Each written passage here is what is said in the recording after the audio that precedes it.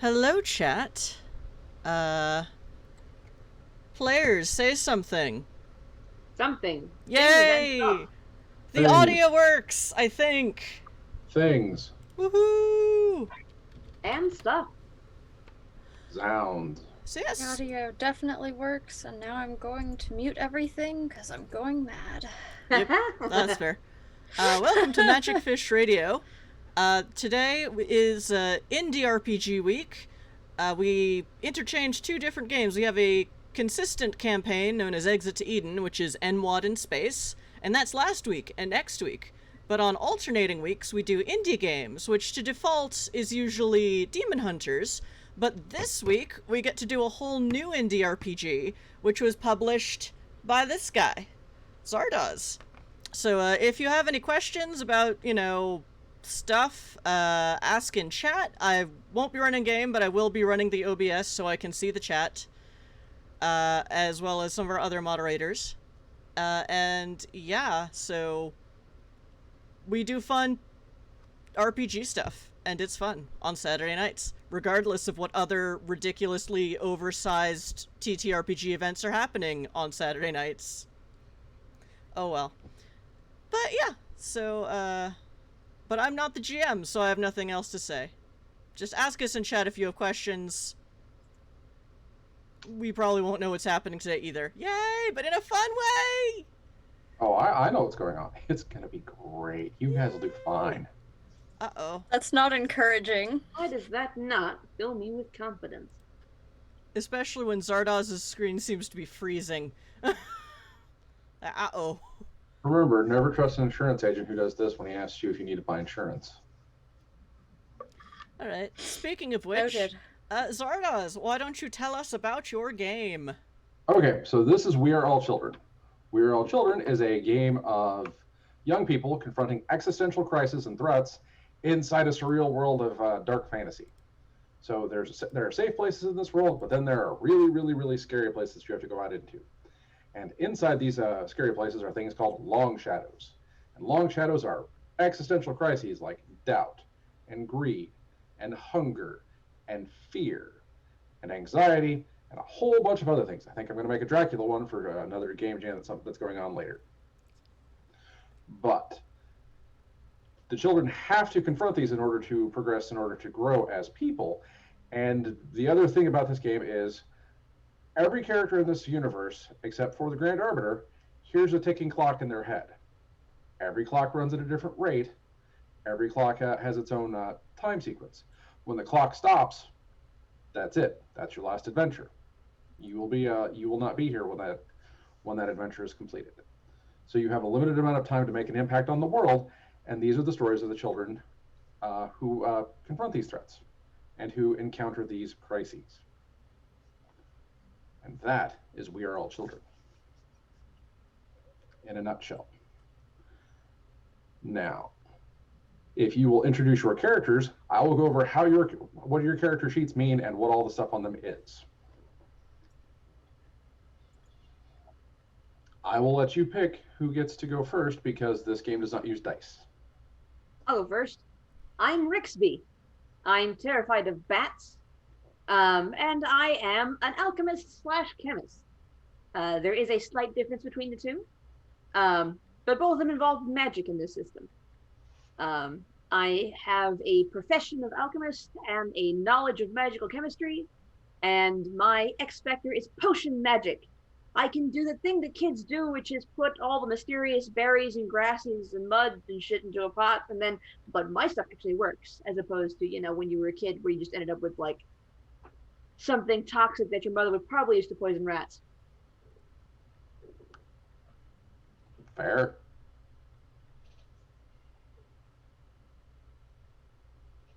Sorry, I'm doing channel social media stuff. Someone else get Drac, it's your turn. Okay, I guess that means it's my turn. I'm playing Hector, who is a TV comic book superhero nerd, which is wonderful because I am too. I have some ESP powers, and I'm trying to learn how to manage my anger.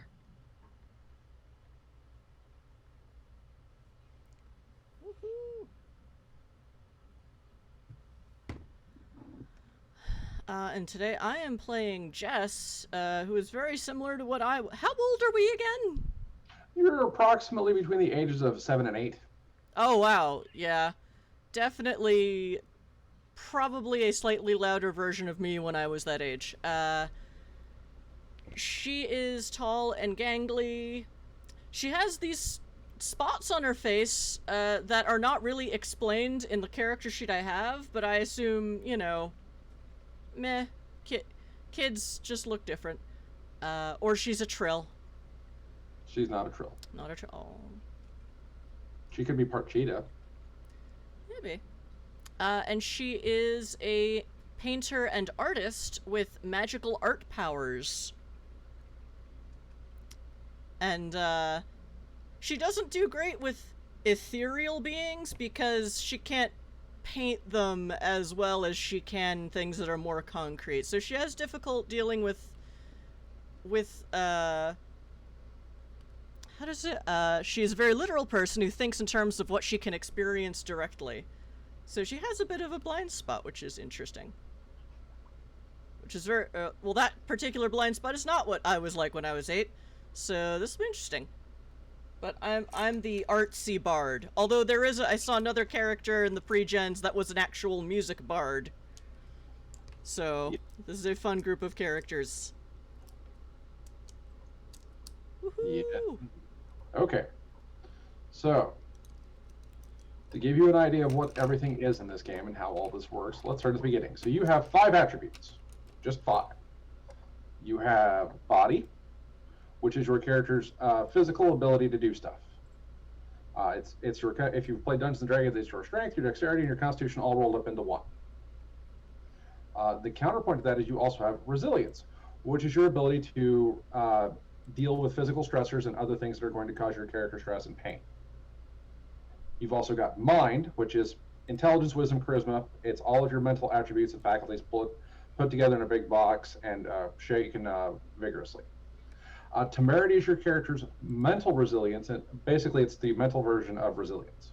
So your ability to handle mental stresses, anger management issues, stress in general, an ability to sort out how you're going to act. And then you have soul, which is basically, this is my connection to the rest of the world around me and how I interact with a couple of other very specific things. Now, in mechanical terms, they range from 1 to 8. The important thing to remember is that your attributes determine how many power stones you can spend on any given challenge. You can't spend more power stones on a challenge than you have in that attribute. You also can't spend more power stones than you have left. So if you have a body attribute of 4, you can spend up to 4 power stones on a challenge. What that means is every challenge will have a threshold, and that is the number you need to hit to get past that challenge. For the active challenges, which would be a body challenge or a mental challenge, or every once in a while you might get a soul challenge, but those are very, very, very uncommon. So you, as players, decide how much effort and energy you're going to put into a challenge by deciding how many power stones you want to spend to hit that threshold.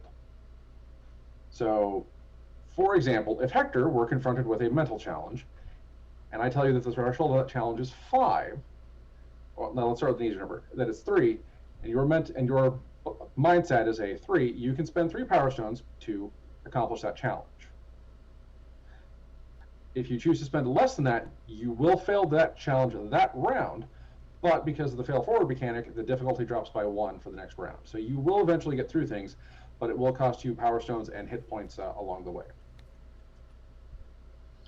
Do the attributes make sense to everybody so far? Yeah. Yes. Are you keeping up, chat? Chat can rewatch this as a VOD later. Okay. Chat has not asked any questions yet. Super. So the next important thing that's on your character sheet listed are skills. And there are 2 types of skills. There are professional skills, which are job skills. Painter, artist, singer, sword fighter, athlete. These are all professional skills. The other version of skills are knowledge skills, which are basically background and lore skills. And you can apply them pretty fast and loose with whichever stat you want to try to use them with. They do 2 important things. if they apply to the check you're trying. First, they will increase your Power Stone cap by the skill rating. So if you have a body stat of 3 and say running at 2, you can spend up to 5 Power Stones on a athletics running challenge to get through something. They also reduce the number of Power Stones you have to spend to hit a threshold by 1 per 1.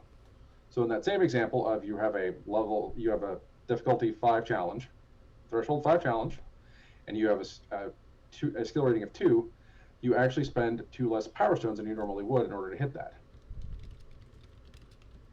So you would only be spending the 3 Power Stones that you would originally have had in order to get there.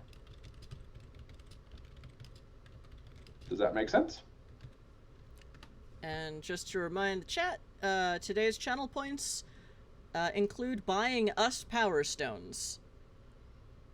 There is unfortunately no GM boost attributed to this system thus far, so it's just player boosts. I don't need GM boosts. It won't be good if I have them. You're the Grand Arbiter. Theoretically, you can just do whatever, I think. Oh, thank you, Dave. And Dave, my friend Dave, just bought us a Power Stone, so we're just gonna put that in a communal pool. Actually, in the setting of We Are All Children, the Grand Arbiter is the person who keeps the City of Children safe. They're the highest authority in that city. They are actually 3 children tall, because that's how children measure things. They're the only thing that actually looks and feels like an adult in this entire world. Everything else They're the tall ones, so they must be in charge. They're the tallest! It tracks. They also know the name of every child in the city, and they somehow manage to coordinate everything that's going on in the city at the same time from a singular office. Sounds shady, but okay. Your kids, it's fine. So, is this the kind of setting where it's sort of a double world, basically like how I run Changeling the Dreaming, where there's a world that only children interact with, and then there's the real, or the grown-up world, or... No one knows, because no one's ever been back here after they've left. This also seems shady, but okay. So, do we have parents? Not here. Oh, You don't okay. really remember them. Ah, okay. Once you pass its borders, you can never return again. So, then the other important thing that you all have is you have an X Factor. And X Factors are some sort of thing that makes you very, very different from other people. Could be ESP mind powers, could be magical training, could be magic art. There are kids who have sorcery, there are kids who have divine powers. It's just a matter of how your X Factor chooses to express itself. Are we good so far on what an X Factor is? Yep. Okay. How X Factors work, they do a couple of different things. First, you can use your X Factor to make really cool things happen. If your X Factor is high enough, you can actually use it to get through challenges.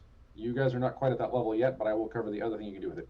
You can spend one of your Power Stones when you're attempting a challenge, either any challenge, and you can reduce the threshold by 1 for cost of a single Power Stone because you're using your magic to help you get by at this level. At higher levels, you can actually just generate neat magical effects. Like if you have, say, magic, you can conjure monsters, you can throw lightning bolts, you can throw fireballs, you can do all the cool things that you would think you would normally be able to do. And X Factors also range from levels 1 to 8. But they all fit within whatever your X Factor's theme is. So very rarely will you be able to go outside that until you hit the very upper threshold of your X Factor. Now, the next thing down on the list of big, awesome things, every character has a fear. You're all afraid of something. Some of them are very literal, like bats. Some of them are very non-literal, like ethereal creatures. But in a situation where I, as a Grand Arbiter, decide it would apply, I can increase the threshold on whatever check you're about to do by 2 once per session. I only do it to each of you once, so keep that in mind for when you're doing your math. And I will tell you that before the challenge, before you guys start figuring out how many Power Stones you're gonna need. You will know the threshold of whatever challenge you're doing before you start allocating points. Because I don't believe in a system that tricks you and cheats you out of stuff. It doesn't work with the system very well. That's fair. Okay. Every character has health. Now, your health is the total of your resiliency plus your temerity. What happens when you run out of health? You are out of that challenge for that particular whatever scene you're in. If you drop to 0 health, you are done. You have not successfully completed that challenge. But if your friends all get through that challenge, you will all move forward into the next one, and you'll have an opportunity to recover hit points or health points after that. I'll explain how after when we get there. Now, the power stones, which are the thing that the system is named after, you have a total of power stones equal to your attribute total, and you spend these to affect the world around you. You spend a power stone whenever you want to resist a challenge. You spend a power stone whenever you actually engage with an activity.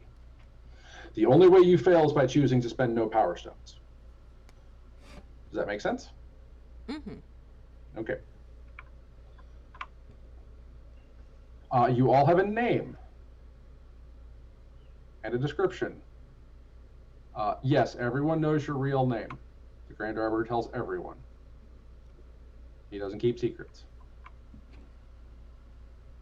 as he understands them. Okay. So we've gone over sort of how the characters are laid out. You will have equipment like Rixby has a little potion bag. Jess has a bag for her art supplies.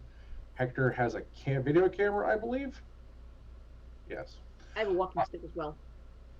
Say that again? I also have a walking stick. Right. You all have various things. They don't have a mechanical benefit in the game because they're assumed to be part of your X factor for whatever you're attempting to do, or they're part of your professional skills. So they will come into play during that aspect. So, the actual core mechanic of this game works as follows. We're going to walk into a scene. I'm going to describe the scene to you, and then I'm going to present the threshold of the challenge in front of you. And then you guys, you peoples, are going to decide which of your stats you're going to use to get past it, if it's an option. And then you're going to tell me how, using your powers and abilities, you did so. Entirely up to you. I don't determine success or failure. That's on you guys. I'm just telling you how hard the task is. So it's completely narratively free for you guys to decide how you want to solve things. Question. Will we be passing individually, or do we add our stuff together into a pool and then describe how we're doing it together? There are group challenges in which you work together. For example, combat challenges, because they do come up once in a while, are group challenges. But otherwise, it's an individual challenge for you to get through on your own. Okay. Resistance challenges, which use temerity and resilience, are individual challenges because you have to get through that by yourself. Makes sense.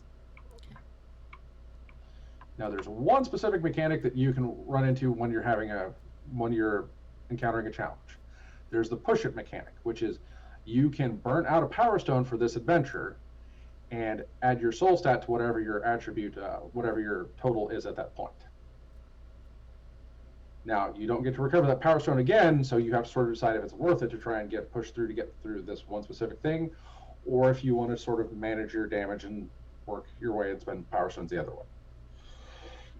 But you can push the limits of what your character can do, and you can get through things that way.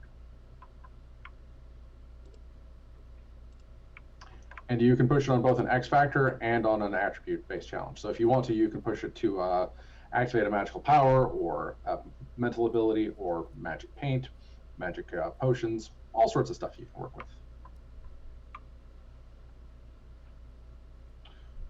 Now, if you meet the challenge threshold, as I've explained, the challenge is complete.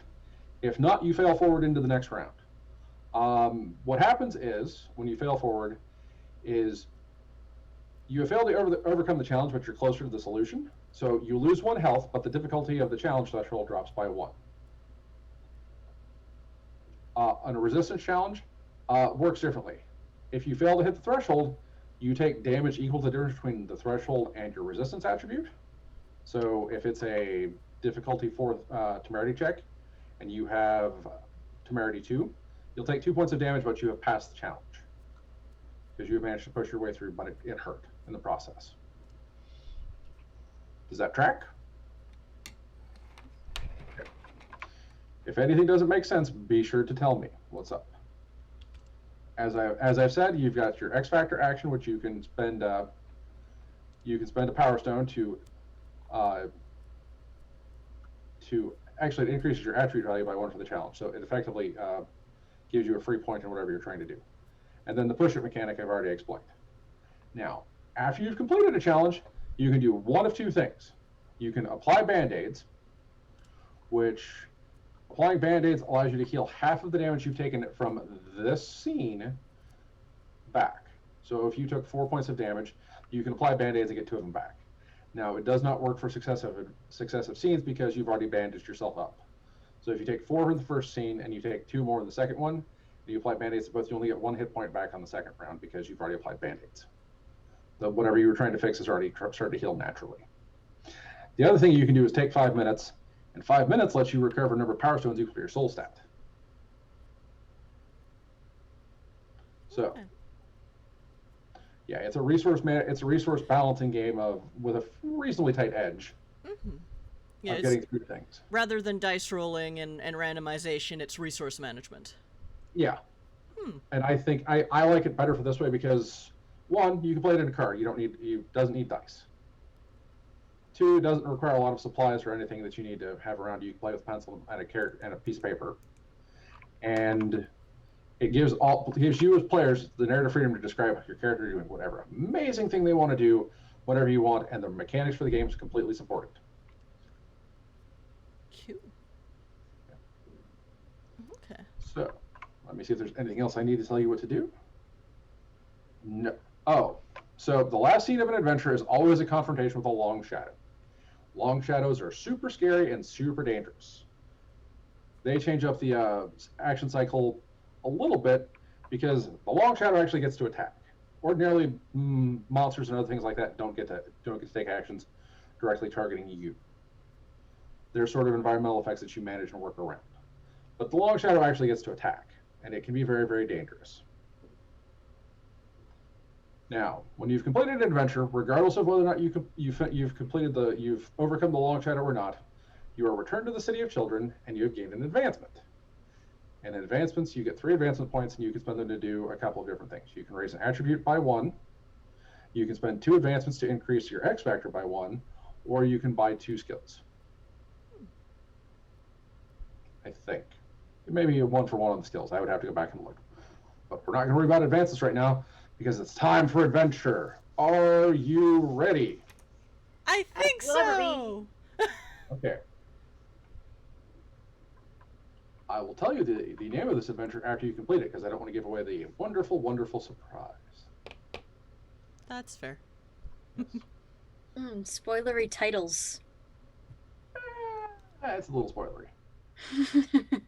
Okay, so you have exited the City of Children, having been called out into the wilderness by a desire to encounter one of the long shadows. You're not even sure which one at this point, but the call is there, and you've been pulled out of the city.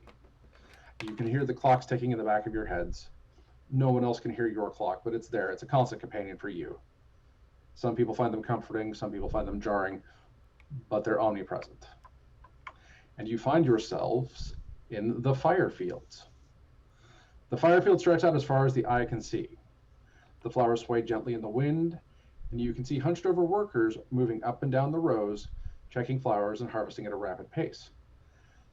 They are frantic not to draw the attention of their overseers. The flowers are beautiful with the colors of a flickering fire staining the blossoms.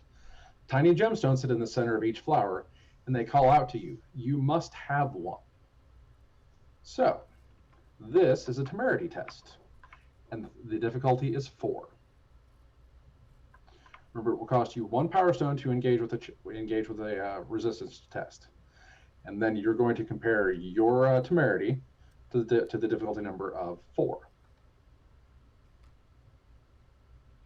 If your temerity exceeds this, you pass the challenge and take no damage. If your temerity is less than this number, you take damage equal to the difference. And you can permanently burn out a power stone to increase your temerity by your soul stat. Okay, so what you said the difficulty was 4? The difficulty is 4. Okay, so what I do is I spend 1 power stone, and since my temerity is 4, I'm okay? That is correct. Okay. That is you have 'Cause successfully completed the first challenge. I can just paint my own gemstones and make them real. That So is a it's way like, to do it. yeah, over it. Well, no, that's a little cynical for an 8-year-old, but meh. They're nice, but I could do better. So we spend 1 power stone to engage. Do we spend any more power stones if our temerity is unequal to 4? No, but you will lose health equal to the difference. If you wish to not take damage, you'll have to spend a power stone in order to push it, and that will increase your temerity by your soul stat, and you will get through the challenge. But does that require burning the power stone, Yeah, or just you burn a power stone. It reduces your available power stone pool by 1 for the rest of the adventure. I'm going to spend 1 power stone and take 1 damage because my temerity is 3. So what happens is that these flowers and the fires and the gems and such, you know, the people harvesting them are desperate not to attract attention to their overseers, because the overseers want the gems in the center, but Rixby really just wants the petals. But when Rixby reaches for one of the flowers and starts pulling petals off, one of the workers is suddenly there and, no, need the flower, need all the flower, and Rixby ends up, you know, okay, and then continues onward.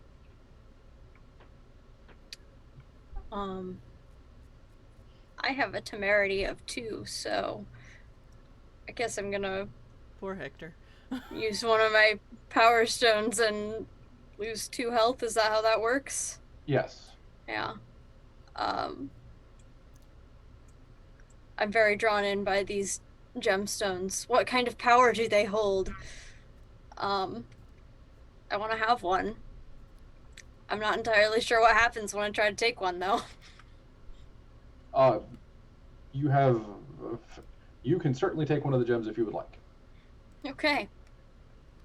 I'm putting one in my pocket if I can. Oh yeah. Oh. Fire gemstone, mine. Yeah. Ooh, shiny. The ooh shiny Zap. button. The button of shinies has been engaged. Excellent. Oh my goodness. My friends cannot resist shiny things. This could get weird. I didn't. It has powers. I'm sure of it. I'm pretty sure I could set somebody on fire with these petals. Okay, Maybe. but we have magic powers. I need them for my chemistry. Also a potentially viable answer. So It's really weird when the bard equivalent is the voice of reason I mean, and abstinence. Like what kind of wacky game is this? JK. I know what kind of wacky game this is. all right. So you have dealt with the challenge. You can choose to apply band-aids, or you can take 5 minutes. I want to apply band-aids. Okay. You recover. Which in my case is not band-aids, it's, you know, pull a little silver bottle out of my pack and pour it over the injured party. Okay. Which in this case is the bruised knuckles I got from one of those workers. I don't know. Man, I just want the petals. So Rixby is taking the apply a healing potion. I For would my like one to take health back. 5 minutes. Okay. So you will Remind me recover. what that does. You recover your soul stats worth of power stones. Cool. Which I believe your soul stat is 3-ish. Okay. It is 3. You would think I remember that since I've made these characters, but it's been a while. Oh, I know. That is a mood. I've been there. Specifics like that tend to disappear after a little while. Jess, what are you going to do? Well, I didn't take any damage. So, I think what I'm gonna do is I'm gonna try, painting one of the flowers. Not to magic it, but just, like, to have in my watercolors book. So while the other two are healing from their inability to resist the shiny things, I'm just gonna paint one of those flowers to just, you know, prove to myself, yes, I don't need the reality that's in front of me. I create my own. Excellent. So you take 5 minutes and recover Power Stones. Oh, right. So I get that one back. Okay. Yes. All right. So, after navigating through the fire fields, the landscape changes. The children find themselves inside a giant vault filled with trinkets and treasures. The stairs lead up, but they are big and littered with gems and gold. How can you possibly make your way through this place to get out? And this is an individual physical challenge with a threshold of 3. So in order to get through this, you need to get from your starting place at the bottom all the way up to the top, which is way, way, way up there.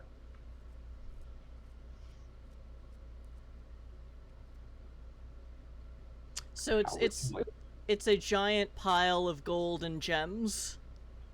One might even describe it as a Scrooge McDuckian vault that you are at the bottom of, trying to get your way up to the top. So it's a physical challenge. Is it against our resilience or our body? Body. Okay. And I can use my X factor to assist with stuff, right? Yes, you can spend 1 Power Stone to activate your X Factor, and it will increase your body by 1 for the purposes of this challenge. Okay, so Rixby,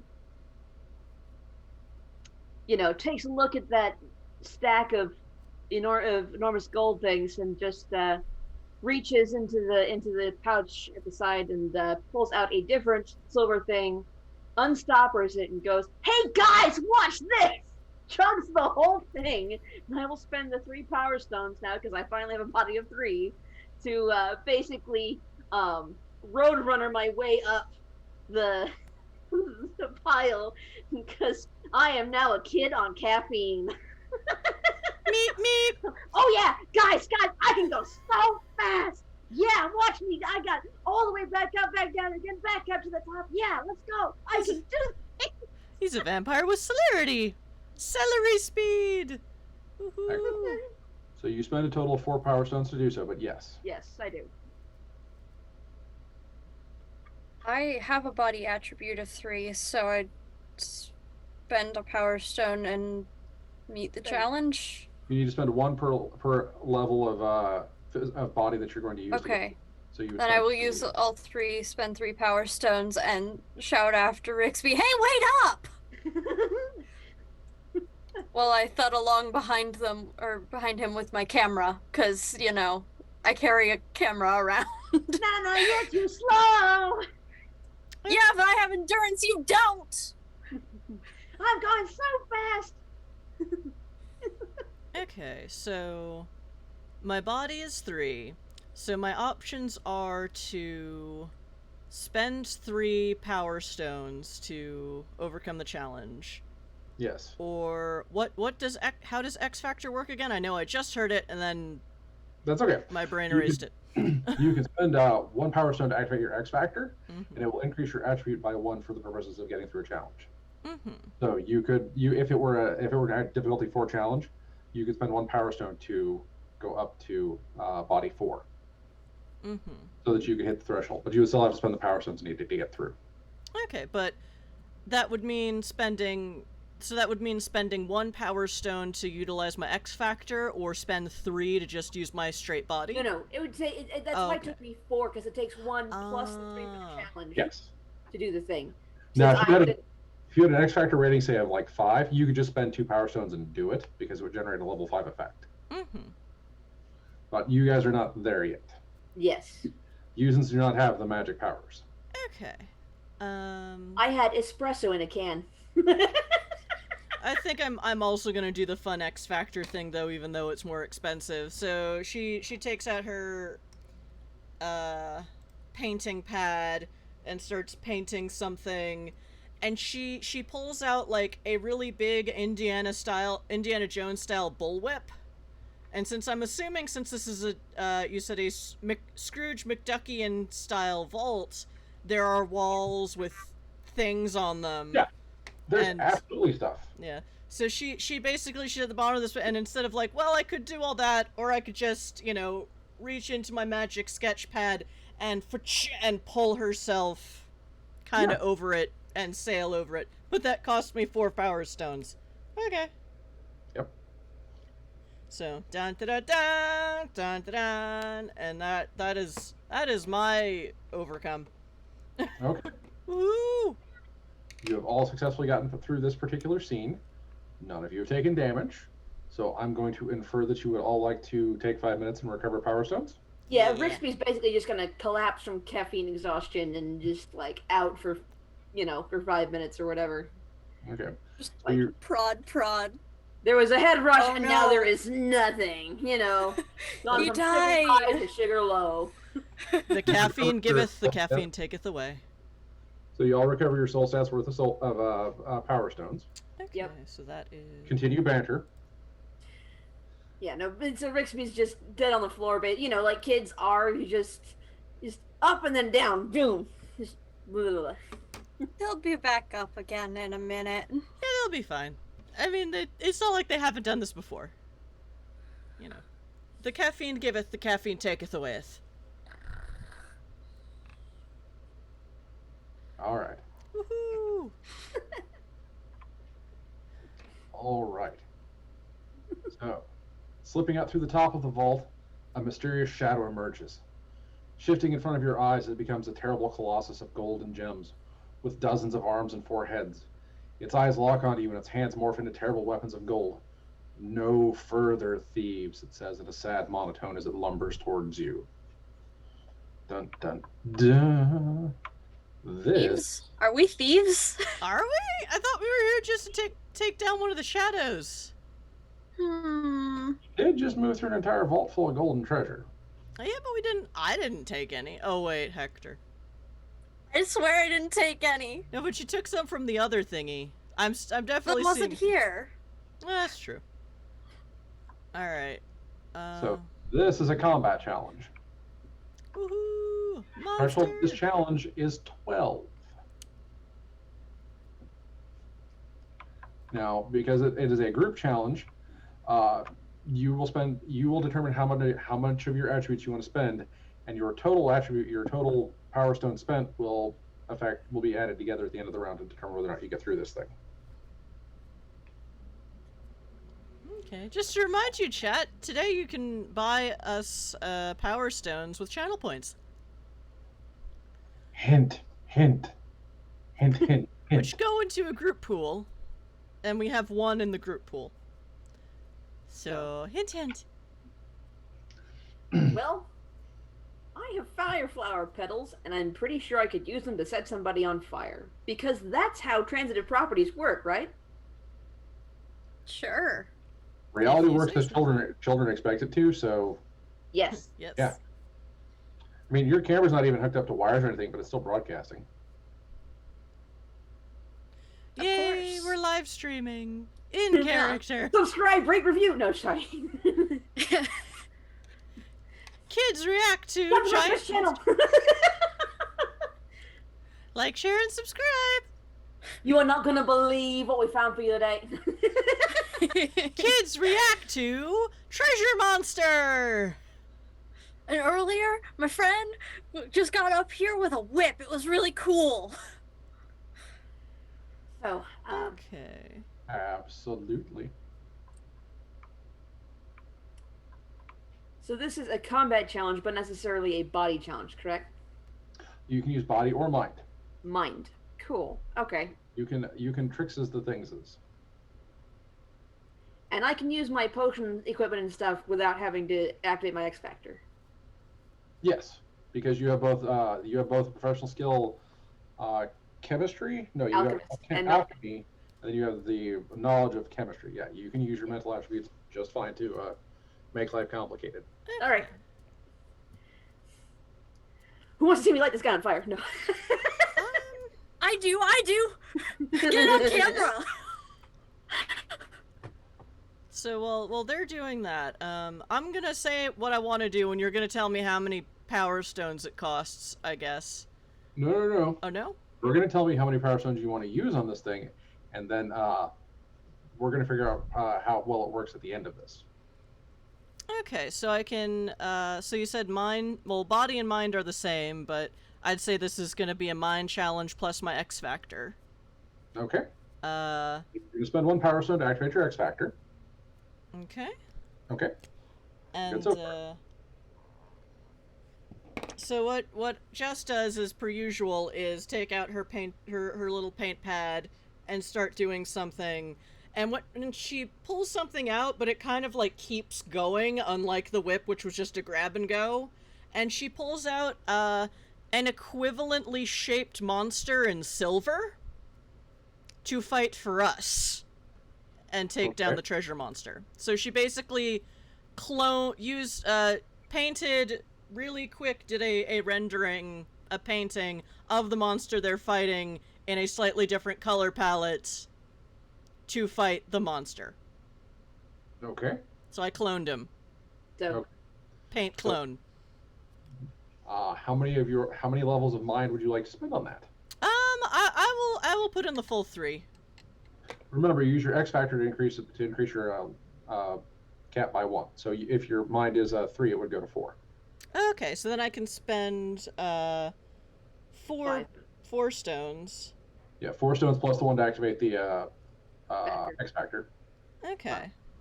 So I will put in 4 stones for my mind thing, and Brixby has pulled out, has got is holding basically a tin cup with their teeth, and they got mortal and pestle, and they're grinding down the fire flower petals they got.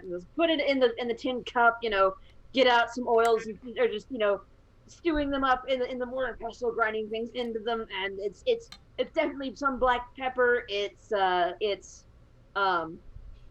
what smells like low flash, cheap cooking oil. It's it's white spirits. You're not sure where they got them or why, and then it's a couple of other things that smell hideous, and they're just going in the tin cup as soon as they finish, grinding them up. So you got kind of pulls the tin cup and like, all right, here we go, and just splashes, and it's more than the tin cup should probably contain, because it manages to coat a good, most starts from the top down, but it flows more than it should. Mm-hmm. And like there's no hint of the particulates that definitely should be in there. And then it's like, oh shit, gold doesn't oh dang, gold doesn't spark, so I gotta but it does melt. Yeah, so I'm actually going to take a quartz crystal and snap it, because quartz generates an electric charge when stressed, and that's going to be the spark. Okay. 4 power stones. You used your X Factor for 1, and then you used your... I don't need to use an X Factor for 1 because I have a mind of 4. Okay. Excellent. I'm just keeping track of the total so far. Excellent. Hector? I want to use my profession as a TV presenter to cover this kaiju battle that's going on here. My friend is going to set it on fire.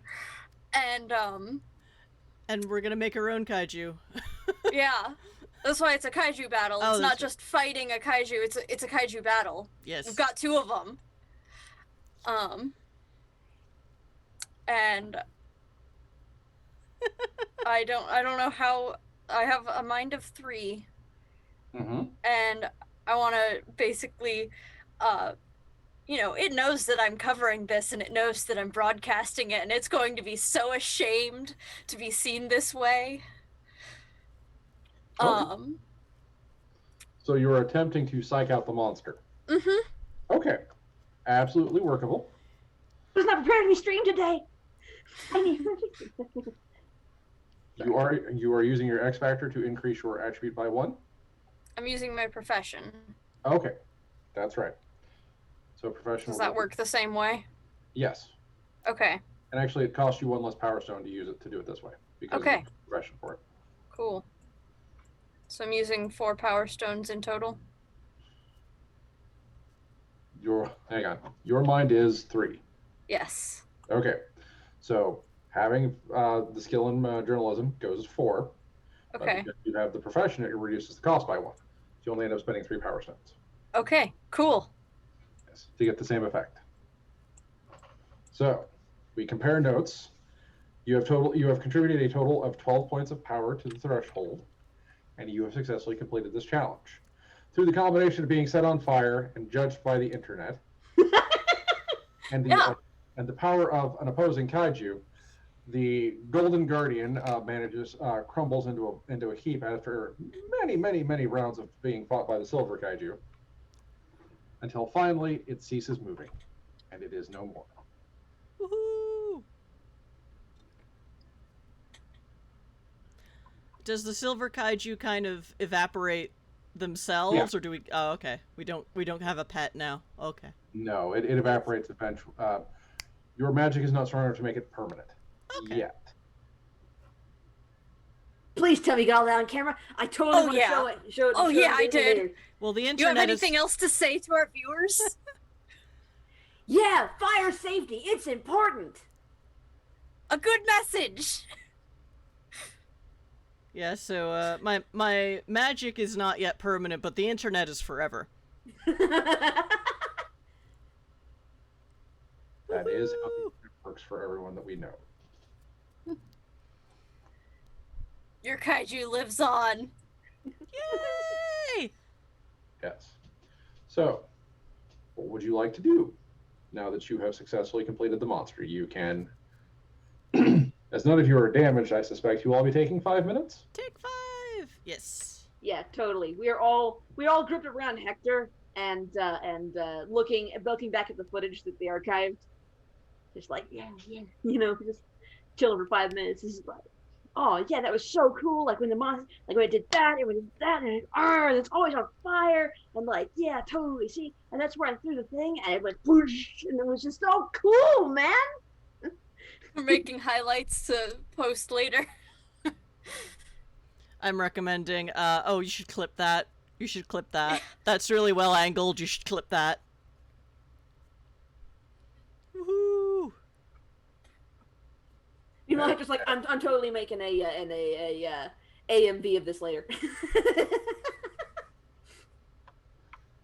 Excellent. Into an AMV later, you know. One of the DC prod ones.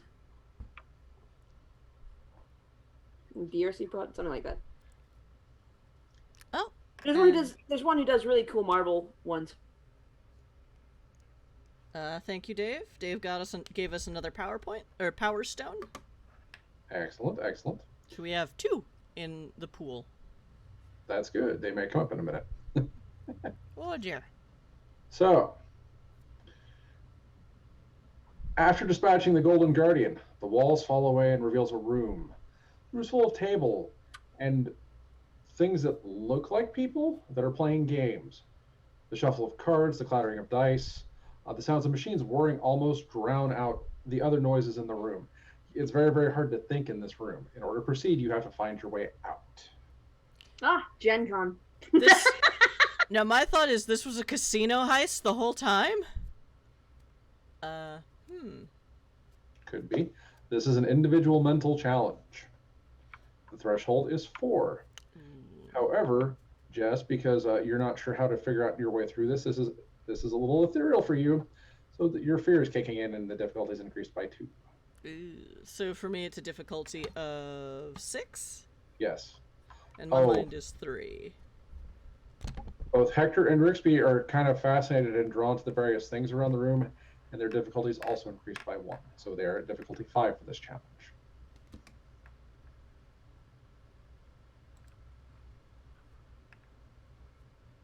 And if we fail it, we take 1 damage and the difficulty goes down by 1 for the next round, correct? Correct.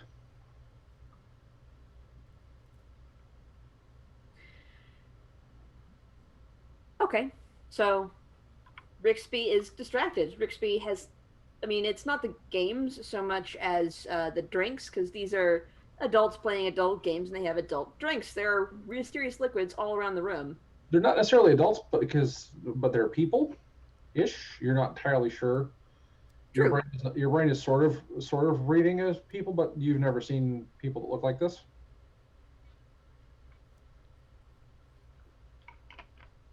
So, But there are drinks and there are things floating around the room that are eye-catching. yes. and Rixby is hideously distracted by them. So, Rixby is going to basically spend their time just kind of investigating the various things and definitely not find their way out. And they don't realize how much time has passed until they're hungry. It's like, oh, I didn't Okay. realize, so much time has passed that now it's one of those things where you blink and you miss 16 hours or something. Mm-hmm. So you're going to spend 1 power stone to interact with the challenge, but you're not going to try and spend more to exceed the difficulty. If I'm reading what you want to do correctly. So that's because you have to spend 1 to interact with it at all. Otherwise, you fail the challenge, and then bad things happen. okay, but that's so interacting with it all. So failing it completely does not bring the fail forward. No, fail forward only applies if you've interacted with the challenge. Okay, then yes. Okay, so you're down 1 power stone, and you're going to fail forward. Mm-hmm. Hector. I am also going to want to spend 1 power stone and fail forward. I think the noise level in here is distracting. Okay. So... Well, there are machines spitting out just things all over the place. There are small chips, there are gemstones, there's all sorts of stuff just flying everywhere. So there are things that are distracting for you, in addition to the sound. But I gotcha. Yeah. So... my options, because my difficulty is a 6, what Yes. I could do is permanently burn a power stone, add my soul to my mind, which would be a 6, and get out of here. Or I spend 1 power stone to interact, and then...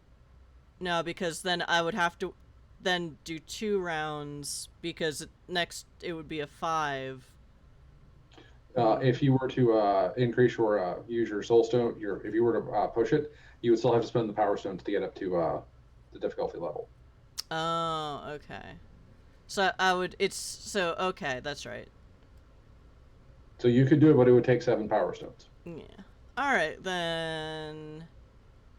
I'm going to spend 1 to interact, and kind of pick up a handful of the gems and gold and chips and stuff that have been spit out by one of the machines, just to what is this? Why can't my brain focus on it? It's a physical thing, but why just the noise? And she's just sort of trying to interact with something concrete in the room to sort of try and center herself.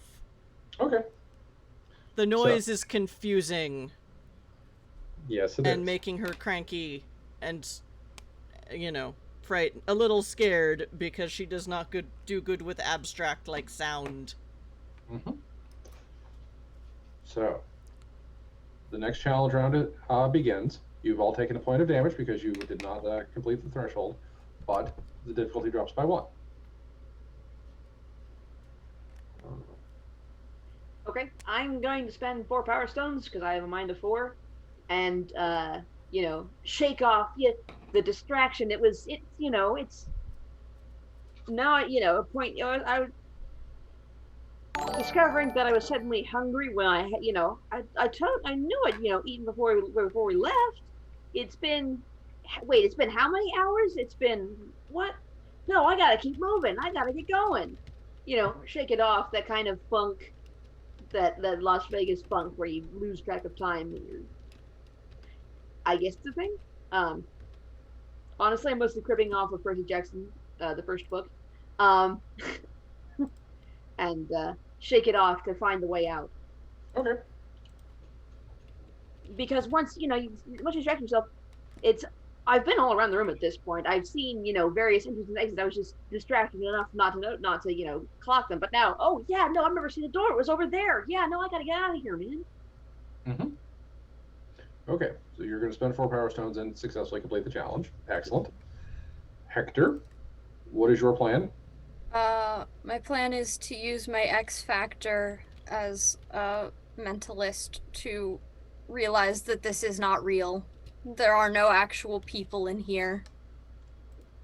And like focus on that aspect of it and go out the door. Okay.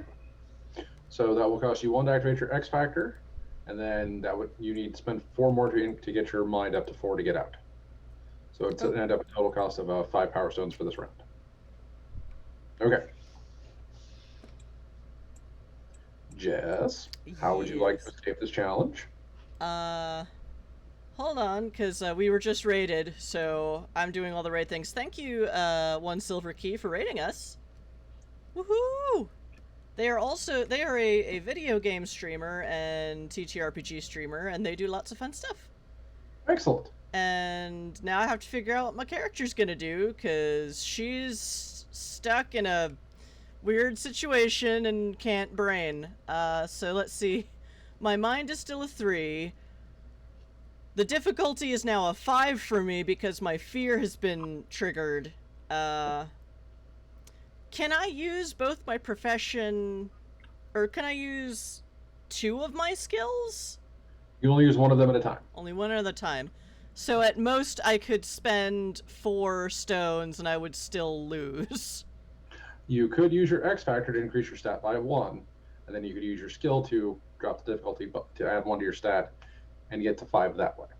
Oh, okay. I thought X factor was under... I got confused because it's skills and then the 2 skills and then the X factor. So, okay, so X factor... They work off of 2 different axes, so you can use your X factor ability to spend a power stone to increase your attribute by 1. Okay. So to increase your mind to 4, and then you could use the skill to increase it by another 1 and save yourself a net out to 5 power stones being spent. Okay, in that case, what she's going to do is start painting outside of the box because she just can't brain.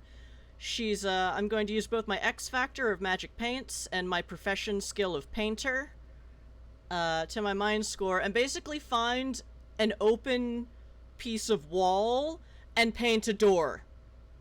Because walls are concrete, and they're there, and paint is there, and I'm going to make a door. I'm basically doing the Wile E. Coyote door in a jar gag, but maybe nicer and more fitting in with the kind of aesthetics of the room. Mm-hmm. So it's still all gold and shiny and bejeweled, and she has, a handful of the gold and jewel stuff to work from, and she just leaves it on the floor, and is just like, I'm getting out of here! It's too loud! Perfectly and workable. Just open the door and walk out. All right. So, you have all successfully completed this challenge. That cost you 4 power stones, Jess. Hector, I believe that cost you 5. Rixby, that cost you 4. To get out. So... Wait, so how many days? I still spent 5. You spent 4 because you used your skill to get right. difficulty by 1. Mm-hmm. Okay. I'm keeping track. Yes. So, you can apply band-aids or you can take 5 minutes. The choice is yours. I'm gonna take 5 minutes. It wasn't just me, right? Like, that was some super weird stuff. Like, I'm pretty sure that's what my mom warned me about when she said stranger danger. That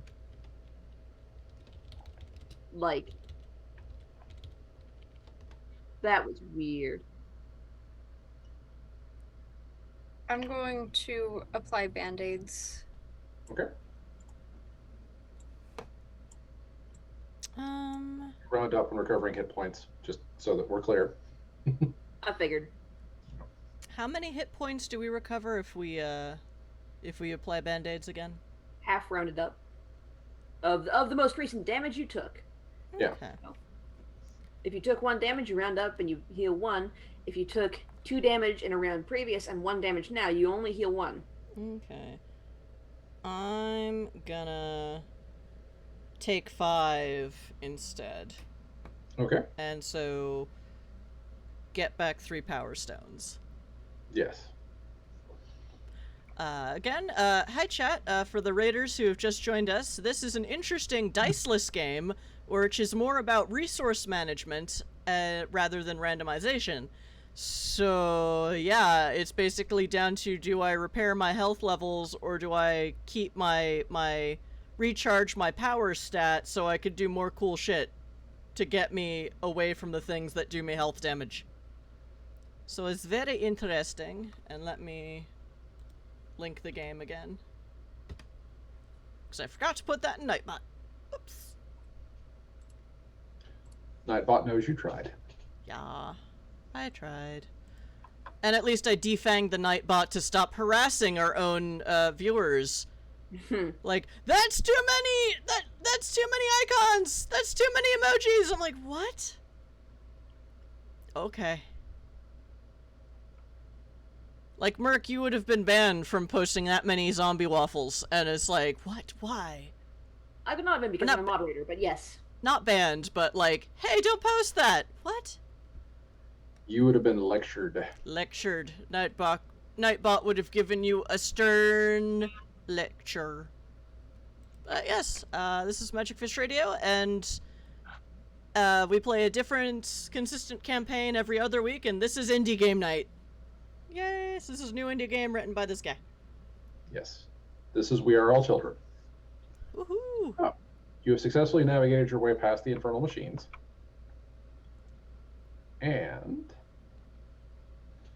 the light flashes, and you are each standing on a scale.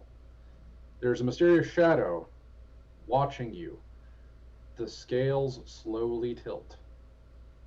Are you worthy, I wonder? It asks aloud before a gold coin lands on the other side of each scale. Ew. This is a resilience challenge. Jess, your difficulty for this challenge is 4. Hector, Rixby, yours is 5.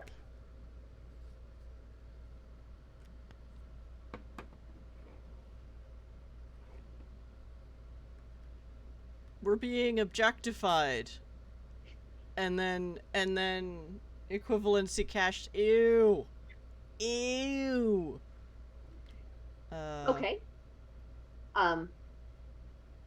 So I'm going to use 1 stone to activate my X factor and my knowledge of magical chemistry, which is, I believe, a skill. And so that puts my resilience to 5, and I am going to spend 5 power points. What's gonna power stones, and this is a resilience challenge, not a body challenge. So this is you spend 1 to encounter it, and then okay. you can spend your you can still spend an X factor, power stone to activate your X factor to increase your resilience by 1. But what you're doing is you're using your X factor to buff yourself, to psych yourself up to be ready for whatever challenge is in front of you, and you resist it that way. So you don't necessarily need to do anything active, but it's how you're going to prepare yourself for what's in front of you. Okay. So does the I can't apply a skill to this then? You can, but you can't with this one because it doesn't necessarily work that way. But you certainly can use your X factor to do what you're trying to do. Okay. So what I'm trying to do is so I spend 1 to engage and 1 for the X factor. And I reach into my little pouch of tricks and I pull out a little glass bottle. Looks like it's filled with bubbling water, but I'm like, I got this, guys. And I take a drink and I start floating a little bit because it's the giggle water hiccup stuff that Willy Wonka had in that one room with a fan. The fizzy lifting drink. The fizzy lifting drinks. That's it. And I left the ceiling fans out of this room. A shame. That's a mood. So, Rixby is like, every time Rixby hiccups, little, just like, it's less than an inch at a time, but they are slowly moving off the floor. So, okay, so this is a resilience challenge. Yes. What is challenging us? That he's weighing us against gold coins, or that we just have to get off the thing? You're being weighed against the gold. Huh. So, by resilience, it's basically make myself heavier. That's a way to look at it. to cheat this objectification nonsense. Is that too sophisticated for an 8-year-old? I don't know. Remember, you're an 8-year-old, so you're going to justify this with 8-year-old logic, Yeah. and that works however you want to. Okay. I mean, realistically, the moon's made of cheese, so you're good. People are worth more than money. Mishbe's like, I defy you to weigh me. So she's sort of rejecting the whole paradigm, but so my resilience is 2. So what I can do, if I use my X factor to start painting my clothing to also be gold and thus be that heavy, thus cheating this nonsense. You'll increase your resilience by 1, and you'll have to spend 1 power stone to activate the challenge. Then you'll spend 1 to increase your resilience by 1. Your resilience goes to 3, and then you end up taking damage equal to the difference of your resilience and the challenge. Okay. What if I'm also enacting my profession painter? Because I am painting. You are, but you're using your painting as a manifestation of your X factor in this case. Okay. Yeah. Because generally your skills work off of your active skill checks, not your resistances. Oh, okay. Yeah. So that worked for the mind challenge in the last scene, but not a resilience challenge for this scene. Correct. Okay, so all right, so I would take 1 damage. I would spend 3 and take a damage. You would spend 2, 1 to activate your X factor, Okay. and 1 to activate the challenge, and then you would take damage equal to the difference between your whatever your difficulty is, which I believe is 4, correct, and your resilience. So yes, you take 1 damage and spend 2 power stones. I did the same. Okay. Because even with upping it with X Factor, I'm only at 4, and for me, the challenge was 5. So. Yeah. Mm-hmm. All right. So I guess what happens is I managed to paint my clothing gold and make myself heavier, which unfortunately, while I win, against the weight of the coins, I also just tip over these scales and something falls on me as the whole thing is interrupted. It just goes clank, clank, ow, ow. So slight backfiring, I think. Is that how that works? I don't know. I'm new to the system. It makes sense. I won too good. Ow. You can, in fact, win too good. Hector? I want to use my knowledge comic books because my resilience is 4. And, no, I've seen this before. It's a heroic sacrifice, which is not at all what a heroic sacrifice is, but who cares? I'm going to take the gem that I stole earlier out of my pocket and toss it onto the other side of the scales because clearly the moral weight of losing that is going to make things better for me.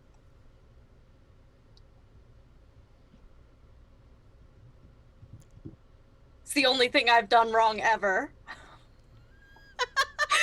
I know this, and I love you.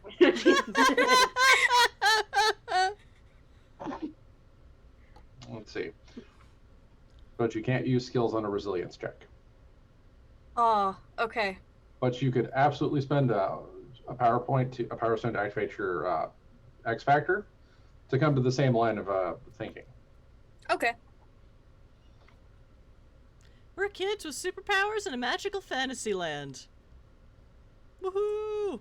How many power stones is that going to end up costing? 2. Okay. Cool.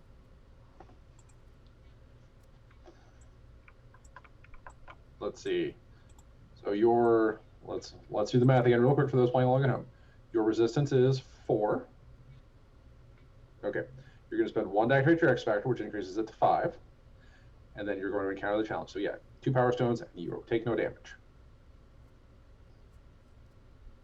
Excellent. You have survived the scales. Excellent. Now, I'm going to apply band-aids. excellent. I'm gonna take 5 minutes and Whew. my way down from the ceiling. Okay. I'm also going to take 5 minutes. Okay. So quick recap. What's everyone's health and power at? I am missing 2 health points, and I am down. So I am down 4 total power stones. So I'm at 11 currently for power stones. Okay. I'm down 2 health points. I'm down 5 power stones at the moment.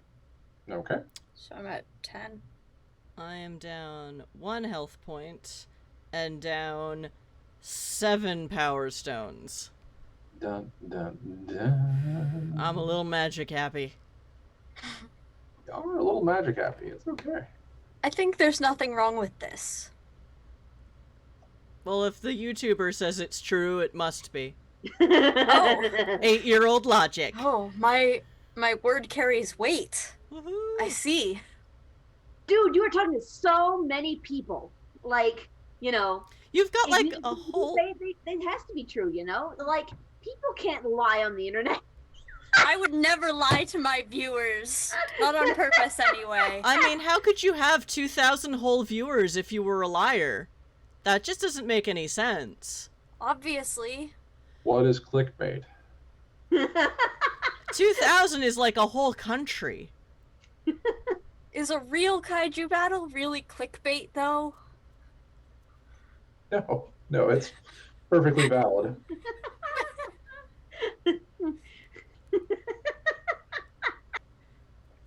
I mean, who makes stuff up just on the internet? It's all true, all of it.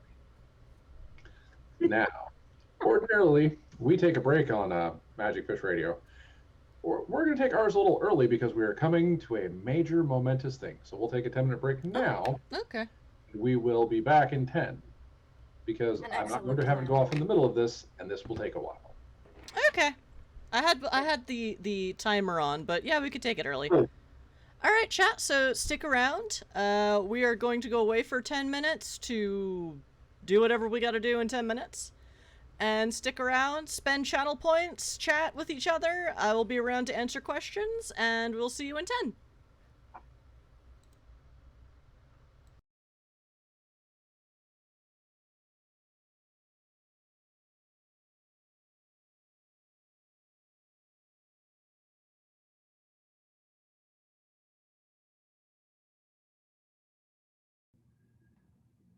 Hello, chat. We are back from break.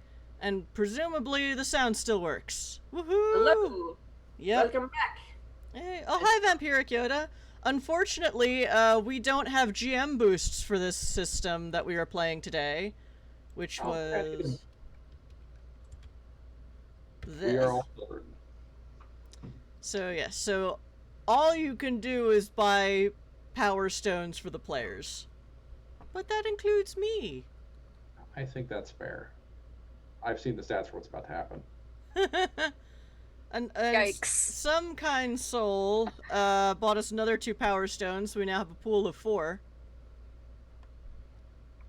Thank you. So, oh, hi, Arcane the Sage! And Arcane the Sage has survived work. We got raided before. It was real exciting, because barely anyone raids us. Thanks again, 1 silver key. Folks have been on my Twitter all day asking me if we were doing this today, so. Well, we don't really have that many more viewers than usual, so maybe Hey, wait, remind them again on social media. Hey, this is happening now? These are the same folks who say, oh, this is really cool, and then don't do anything. Yeah, although I did see an art. One of the people you were talking to today did say they were hosting us. So, Yes. oh, and Vampiric Yoda is also hosting us. Thanks, bro. Thank you. So, More eyes on the prize. I didn't get a notification about anyone hosting us, but that doesn't mean it didn't happen. It could just mean OBS is being a brat. OBS does that. Yeah. So, That's thank what you. B stands for. Yeah. OBS be like, what, yo? So thank you for the hosts and the raids tonight. If you're new here, this is Magic Fish Radio, and we now interchange. Some weeks are our ongoing campaign called Exit to Eden, which is Enwad in space. And then on other weeks, we do indie RPGs, and we tend to go towards Demon Hunters when we don't have anything else planned. But this week, Zardoz is letting us play through his new game that he has just published, and I've linked in the chat several times. So go buy it if you have the cash flow. Especially since you can buy us player boosts with channel points, so you have the cash. Well, not necessarily, but we're not making you buy boosts with cash, so buy Zardoz's game if you can. If you can, I appreciate the support. If not, I understand. Yeah, because despite how many people have reckless optimism to the contrary, we're still in the middle of a pandemic apocalypse thing, and save your money and live. Yeah. America. Well, at least those of you in America where we don't have a social safety net that is worth a damn. Anyway. But you were disparaging my name. I'm sorry. Merc. Oh, darn it. But yes, chat, I hope we are giving you a wonderful few hours of distraction from our confusing, tumultuous real lives. And with that, let's, Zardoz, give us a brief recap of the game. Okay. That is your game. We Are All Children is the wonderful game of young people confronting existential crises in a surreal fantasy landscape full of bizarre places, things, and other opportunities to go bump in the night. Currently, they have navigated their way through the fire fields, fought their way up a Scrooge McDuckian vault, destroyed a giant golden monster thing that they didn't know what it was. They found their way out of a majestic alien casino, and they've been weighed and measured, and now they are ready to confront the finale of this particular adventure. Dun dun dun! Give yourselves a brief reintroduction so that the folks know who you are. I'm playing Jess, who is basically magic art girl who paints things and they become real, and it's awesome. But I have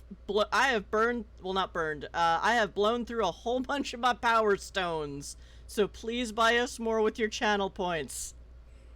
I am not above begging, because it sounds like the next thing's gonna be scary.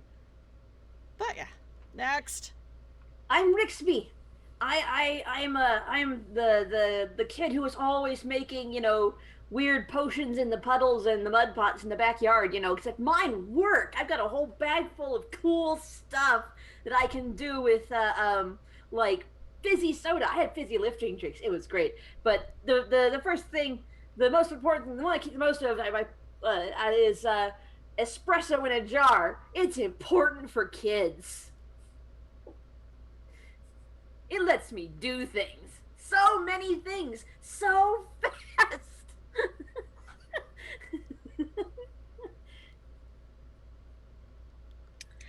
I'm playing Hector.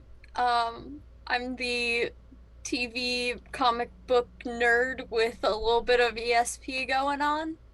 And I'm recording everything. It's so much fun. I've got so many viewers. Everyone's watching. We had a kaiju battle earlier and everyone saw it.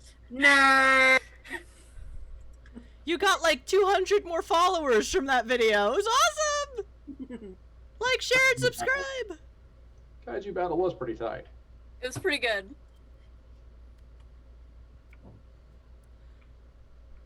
Vampiric Yoda wants to know if Dracus is playing themselves. Basically.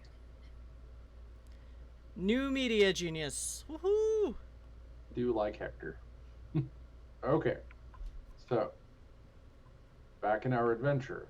In an ancient throne room, greed awaits.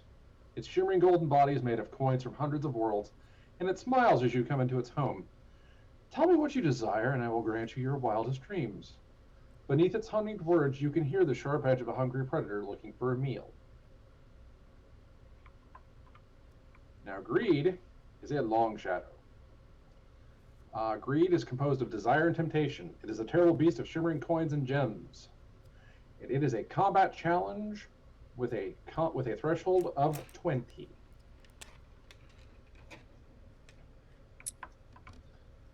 Now, because it's a long shadow, remember, after you take your player turns to decide what you're going to do, it gets to act and do something amazing. Yikes.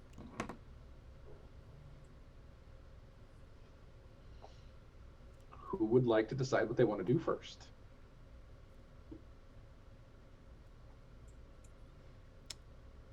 Okay, so this is unlike some of. Is this a specific stat challenge, or this is anything It's a combat else? challenge, so it's a mind or body. Mind or body. Sure, both. The most I can put into it is 6. The most any of us can put into it is 6. Hmm. So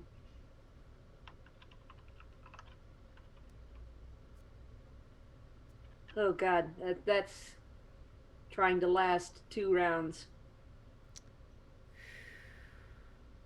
And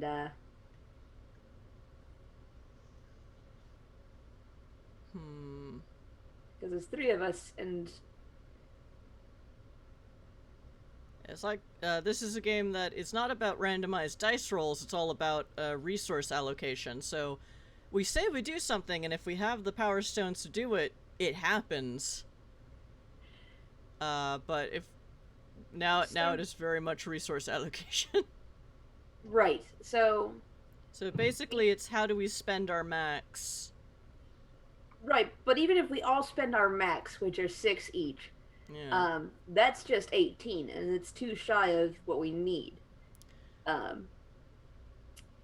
But so is this when it comes to the long shadows, does that mean it's 20 every round, or like 21 round and then 19 the next round, or No, it's 20, and then its threshold reduces by the amount you've put into it.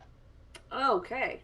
Okay, so if we manage to put 18 into it in this round, next round we would have 2 more to go? Correct. Assuming Okay, it doesn't do a that's thing. much different. I thought this. Yeah. Combat challenges are not are Cumulative. Some of the shadows do they're not cumulative. Oh. So it's a your PowerPoint's stat, the threshold you decreases by the amount you put into it. Okay. So yeah. So when you say threshold, that's effectively hit points. Yes, that is the way to look at them. But a more thematic version of hit points. It is the difficulty of the challenge in front of you, but as it's a combat challenge, it decreases as you put energy and effort into it. Okay. Okay. So in that case, I'm going to use my skill to increase my mind by 1, essentially. Mm-hmm. And I'm going to sink 5 power stones into this. So I'm good with chemistry, and I know that gold doesn't react or tarnish, but that's not just made of gold.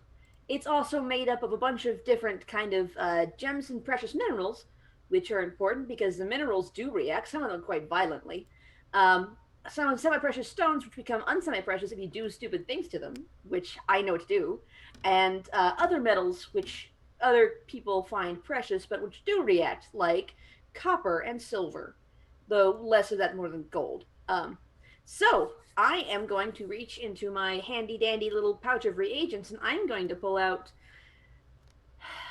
God, it's sodium something or other, and it reacts explosively with malachite and tarnishes silver by abducting electrons from the outer shell and making it basically more vulnerable to bonding with oxygen.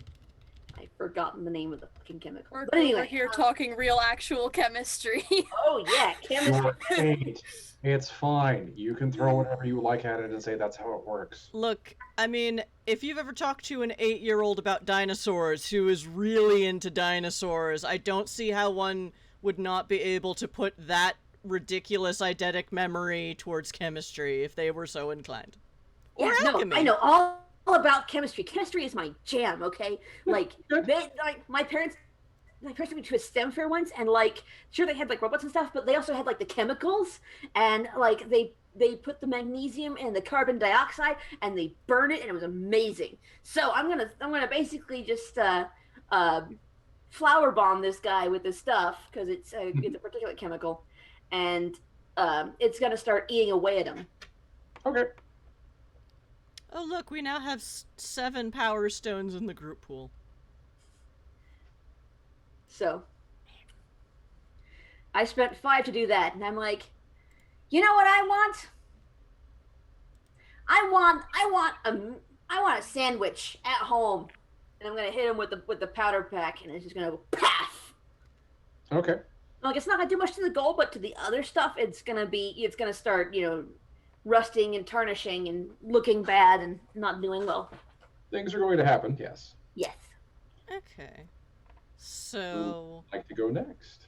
Well, what I'm gonna do is I'm going to use my profession of painter, so that raises my mind to 4, and allows me, and then use my X factor. Mm-hmm. So so I end up spending 5. Yes, you end up spending points. 5 total. 5 total.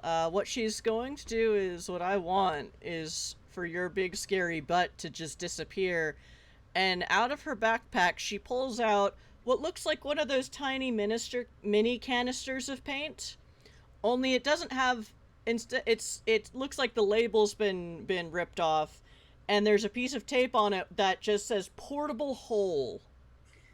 So she opens it and sort of throws it out on the floor in front, between ourselves and the monster, creating a big black portable cartoon hole on the floor. Now, that's only 5 stones spent, and I'm gonna use 2 from the pool, because we have them. Okay. I'll just keep track of how many I've spent total. So he probably won't fall all the way in, but even if it's just like one leg when he's like, oh, it's fucking paint. Ah! Like, it's still gonna put him off balance, or something will fall it. Like, it's gonna help. It just, she's pretty sure this won't help all the way, because the hole is not big enough to suck all of him in. Wow, that sounded 8-year-old. I said what I said. I have no context. It's fine. Yeah. It's fine. So that is, so I'm gonna spend 5 power stones in all. And so you're gonna try holding him? Yes. It's the paint of holding. I get an action at the end of this round. You've doomed us all with your terrible puns. More puns! I did put that in the Nightbot. Yes, you did. More puns! So Hector, what would you like to do? I would like to, yell at this guy that I don't want anything from him, because that's not what real heroes do. Use mind and my knowledge of comic books for going on some rant about that's not what real heroes do. Okay. I had all of this time to put together what the rant was, but I didn't manage to do it. So, alas. Your character's 8. It's fine. Yeah. You have a rant. It's going. It's wonderful. Yeah. You're good. So I'm telling you what it's about. It's about freedom, and it's.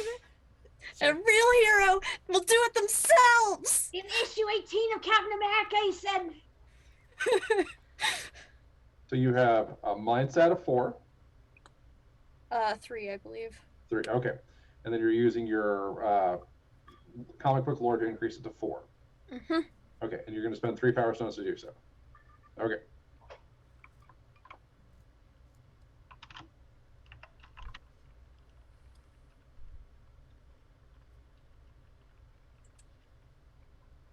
Okay. So you have opened up with the guns that you have on this thing, and parts of it are exploding off of it, and other parts of it are getting sucked into the portable hole. and it seems to be cowed by this rant about what real heroes do. Then just sort of looks at all of you and goes, yes, and it stretches out its hand, and it just starts dousing you in golden coins. Ow. These hurt. Ow. Like, these hurt a lot. What are you doing, man? Like, I need all of you. Gold is heavy. I need all of you to make me a resilience challenge. The threshold is 4. And we're using our body stat to resist? Resilience. Resilience, cool. Ooh. I'm going to spend 1 to activate my X Factor. I'm just gonna be like, come on, man. I'm gonna actually, what I'm gonna do is, I'm gonna take 2 bottles. I'm just gonna, take 2 bottles out, and I'm gonna shake them really good and throw them on the ground, and they're gonna just start reacting together to form a kind of like a wall that will partially shield me from some of this torrenting gold. It's like, come on. So, that takes 1 for that. Is this one of the ones where you spend 1 interacting the challenge, or do you spend 3 for the resilience? You spend 1. You spend 1 point to 1 to activate the challenge, and then 1 if you're activating your X Factor. Okay, I'm spending 2 then. Yeah. And that puts your total resilience at what? 4. Okay. You don't take any damage. Yes.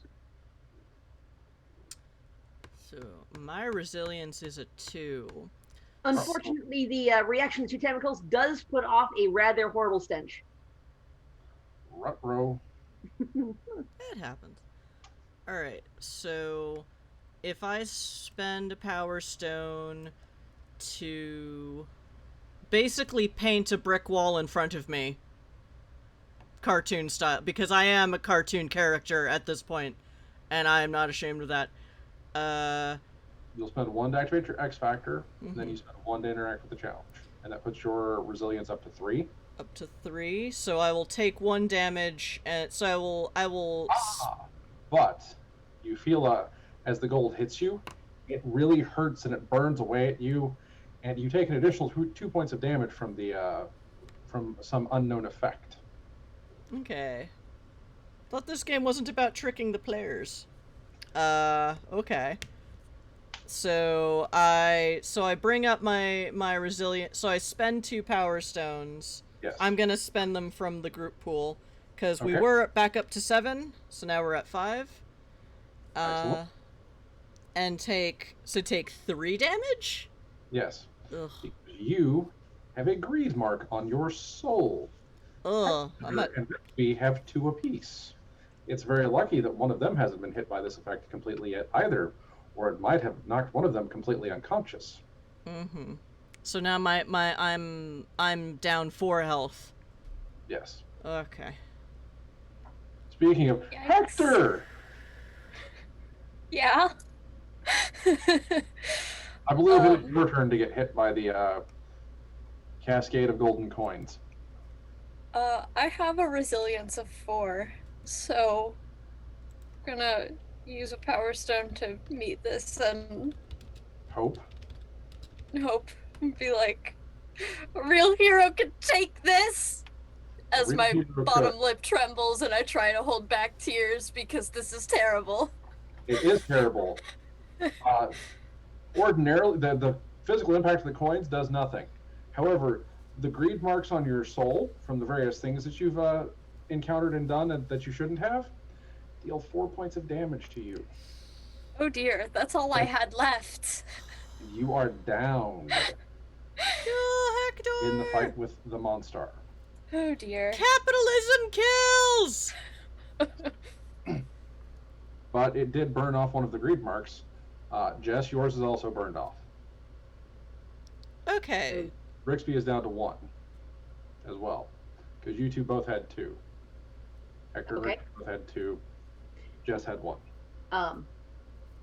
So I took damage, or I didn't take damage? You took 2. My apologies. Okay. Okay, so I took damage, but this greed mark isn't there anymore? Correct. It burned off. Okay. It was washed away by the gold. Okay, but that's not related to our health total. That's just... It's just an ancillary effect that happens. Okay. You've had the opportunity to acquire them through every scene you've been in, and so far you've been pretty good about not picking them up, except for the flowers at the beginning, and then when you were in the casino. Because you could have picked up a chunk of the Golden Guardian for a greed mark. You could have picked up something from the McDuckian Vault and also gotten a greed mark. And as you accumulated a bunch of these, this monster would have just dumpstered you all. Oh. Okay, Hey, we did good, guys. So even though I left that pile Just of... the unconscious person. So even though I left that pile of golden jewels in the casino, I still took a greed mark from it. Because you interacted with it, you touched it, it touched your soul, left a mark on you. Okay. Because you did not escape it's a warm embrace. Mm. Its temptation got you for a minute. Mm-hmm. Alright. So this is a Alright. new round. The next combat round begins. Because it is a combat round, but it is a long shadow, so I'm not going to. You do not take damage for failing forward because you can't fail forward with a long shadow. It just continues to beat on you because it can. Okay. So, combat threshold currently is 5. Okay. Okay. And Hector's like, ow, real heroes. You're unfortunately downed, Hector. Yep. I did I it hope for you guys Johnny. can get 5 between you. I have. So I had. Okay. Okay. Okay. Let's do this. So. I'm going to look at Hector, look at Greed, and go, "Not my friend!" And I'm gonna pull out just. It's a cartoon bomb. Okay. It's black, not as heavy as it definitely should be if it was actually made of what, actual bombs of this type were made of. And it's got a long traily tail. It's like, "Not my friend!" And I'm going to use my profession of professional alchemist and my X-Factor potion magic to basically fill the shell with, I'm just pulling things out of my pouch and I'm pouring them in and it's just like, yeah, no, you're gonna regret doing that to Hector just as soon as I finish doing this. And I'm going to use my last 4 plus 2 from the pool to bring my mind up to 6 essentially, and spend 6 to go at this guy with a bomb. And I'm going totally Adam West to this thing in. Yeah! Always let the artillerist go first. That is a valid approach to life and crisis management. And I'm just gonna huck the bomb in. Alright. So how many did you spend? I spent 2 out of the pool and 4 of my own. Okay. My last 4. Yes, Rico, kaboom. So 6. Okay. Some days you just can't get rid of a bomb. But not today. I think... I guess... Do I have to... Is the monster disabled now, or is he still up and I still have to go? You still have to spend at least 1 power stone to interact with him. Oh! However you choose to, unless you want to take just a pile of damage for... Oh, no. No, I'm not taking a pile of damage. I will be out. So I think what I'm just gonna do is, as my friend... One friend is twitching on the ground, the other is running headfirst with a giant bomb, also because we're cartoon children. So my body is also a 3. Mm-hmm. May I use, my X-Factor, spend 1 for my X-Factor again? Mm-hmm. To just, but using my body to just kick the monster further into the hole? Yes, that is absolutely something you can do. So I just sort of sit and like look up at this giant thing and just go kick. just bratty little kick. If you wanted to, you could paint your boot like 6 times bigger than it's supposed to be and kick him with that. Oh yes, I would like to do that. You're using your X Factor, so it would be your magic paint that's helping. Oh, that's true. Okay, so I will use 1 from the pool. Actually, so yeah, so then I would be spending 1 for that, and then 3 for my body. If you wanted to spend it all the way up to level 3, you could just do a 1-point kick if you wanted to.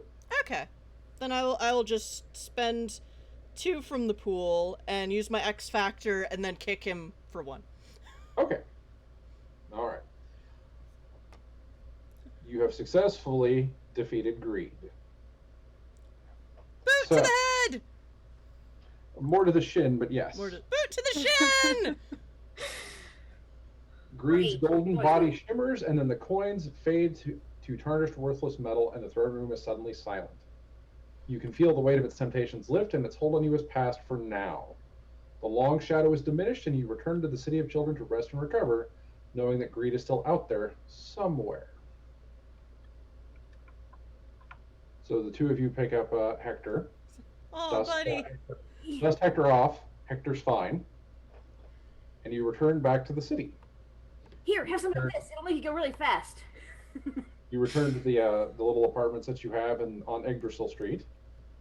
On the City of Children itself is designed by architects, we'll call them. There's a center spoke where the Grand Arbiter's Tower is. It sits in the middle of town. There's a garden around it. And then going out in all directions, and this includes 360, so it's all directions. It doesn't care about logic or physics or reality.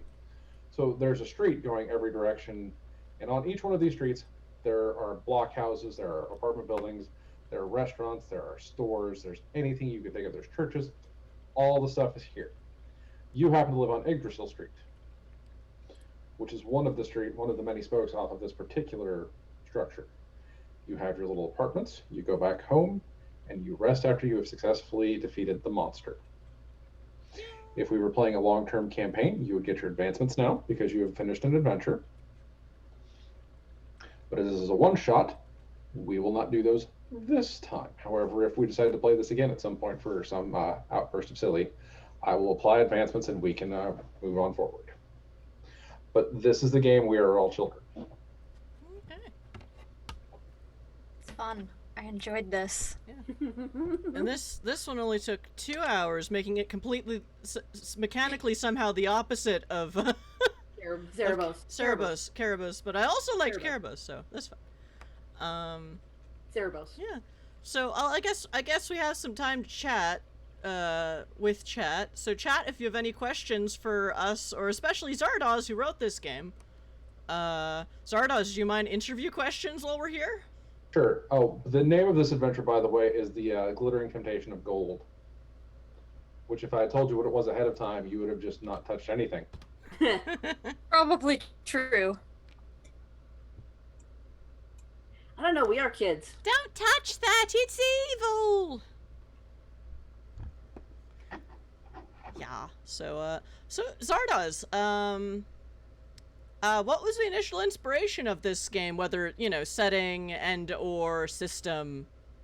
Because I know there's basically any time someone rolls a 1 on a d20, it's like, why do we rely on dice? I wanted something that the mechanically, I spent about a month and a half coming up with if I were going to play a role-playing game that I would play for the rest of my life, and this was the only game I played, what were the elements I want with that? And I wanted something that I had complete narrative control as a player. The GM gets to be fairly hands-off and basically just gets to set the scene, and the players get to decide how they're going to solve the problem. Because that's 90% of role-playing game problems is there is only one solution to a problem. And this game's like, nope, y'all can solve this however you like. As long as it makes sense to your internal logic as a player, I don't care. I just tell you how hard it is. How hard it is and which stat you have to use, but yeah, well, what type of a statistical challenge it is, but otherwise, no. It's you can rationalize it and justify it to you and explain it. You are golden.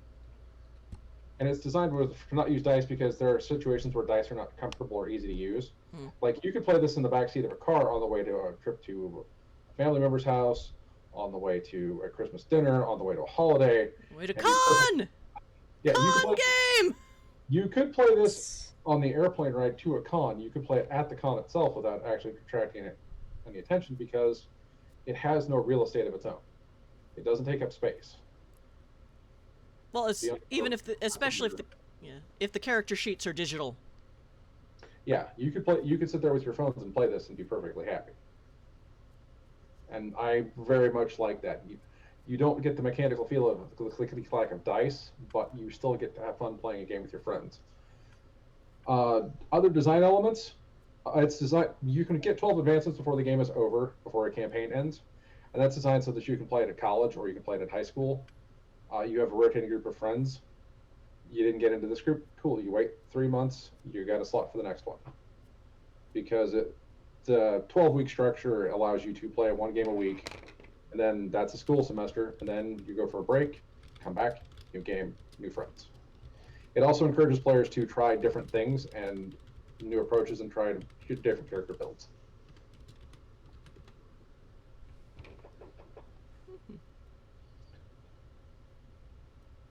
Major story influences. I just finished watching the entire season of both seasons of Iron-Blooded Orphans, and the idea of children dealing with trauma and stress was one of the things like, I wonder if there's a thing you could build with that.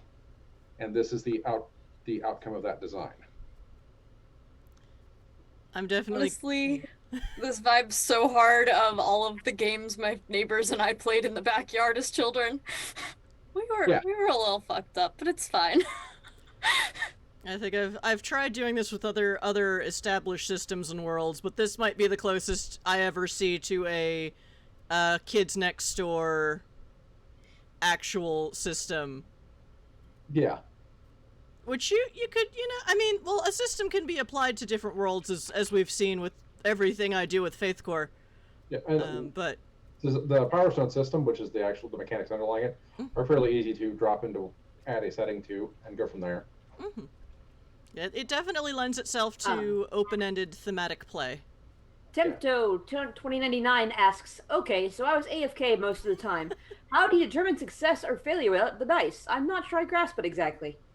Okay, so as the game master, or the Grand Arbiter in this case, I set a difficulty threshold for the game, or whatever challenge you're doing. So, for example, it is a body challenge, and the threshold is 5. In order to successfully complete the challenge, the active player, and it basically goes in turns, has to spend enough power stones to hit that threshold of 5. If the player doesn't have a body stat of 5, there are a couple of ways they can get around that using skills and their X factors to let them boost their stats into that range. So stats, more or less, they don't add... Instead of adding to dice rolls or giving you bigger dice rolls like in Faith Core or bonuses like in D&D, they effectively limit how many power stones you can throw at a particular problem. Yes. But then there are also ways to increase those basic stats with some of your skills or your X factor, which is magic powers. And every character in this game gets gets them at least one magic power. There is an option to build a character without a magic power in the full game, and you increase attributes and skills to compensate. Ooh. But they don't ever get an X factor to use, and they don't have the ability to use their X factor to boost stats. So there's an option for Hawkeye and Black Widow. Yes. At age 8. Yeah, Tempto, it's a game of numbers. But it's also a game of creativity because you have to justify using things, right. a little bit. The only random element is the players. So, I think that's a very fun way to play this game because I basically explain the scene to you, tell you what the threshold is, and then it's like, yes, that makes sense. No, that's not how that mechanic works. I'm not arguing what you're trying to do with you. I'm just helping you understand the mechanics to figure out how to actually explain what you're doing. And that, I think, is a very easy, friendly way to play a game. Yes. And if the player has enough power stones and a high enough combination of stats to use enough Power Stones, it happens. So it's Yeah. not about dice randomization, it's about resource allocation, because you start with a certain number of Power Stones per day, and in the recovery action stage, you can either heal damage or recharge, you said the soul stat worth of Power Stones. Yes. So for me, that my character could regenerate 3 Power Stones back with a recovery action, or heal. I think you said everyone heals half the damage. Rounded up. Half the damage they've taken from this scene rounded up. That's right. So once the damage has stuck around for more than a scene, it's stuck there on your character sheet for the rest of the game. Yeah, for the rest of the session, you are damaged. And as you can see, the way the game works, you will accumulate damage. You will be down Power Stones as you're accumulating. So you really have to weigh the risks reward of pushing it, or taking damage, or overloading on Power Stones. But I think that puts the game on a nice balanced edge for what you're going to do with it. Yeah, it's definitely interesting. Well, I mean, many games, even with randomized dice, are about managing your resources. But yeah, like I said, for every time, we had this great plan and then botched the roll. That's another thing I don't like. I don't like bad dice rolls ruining a night or ruining an activity, because it's happened to everybody at least once who's played a game for any length of time. And it's like, things were going so well until the dice betrayed us. Yeah, I mean sometimes it really bugs me, other times not so much. But yeah, I think it's totally fair to for all the systems, the indie systems I'm seeing lately that are diceless or don't include a randomized element, I totally respect the interest in let's just ditch this part. Like Rabid Wombat 442. Bad dice rolling? What's that? Oh, this is your first time chatting. Hi, Rabid Wombat. I've seen you online in other people's chats, but hi, welcome. He's a buddy of mine. We paint miniatures together. I think I've seen. Do they also do Zoe stuff? A little bit of Zoe stuff. They also hang out with Norse Meat. Ah, okay, that's the combination is probably where I've seen that screen name before. Hello, welcome. I've seen you lurking in chat a couple of times, so I'm glad to see you're chatting with us now. Yay! He's not a streamer, he just lurks a lot. He is actually a streamer. Oh, okay, then I'll... Yeah, he streams, he does painting streaming.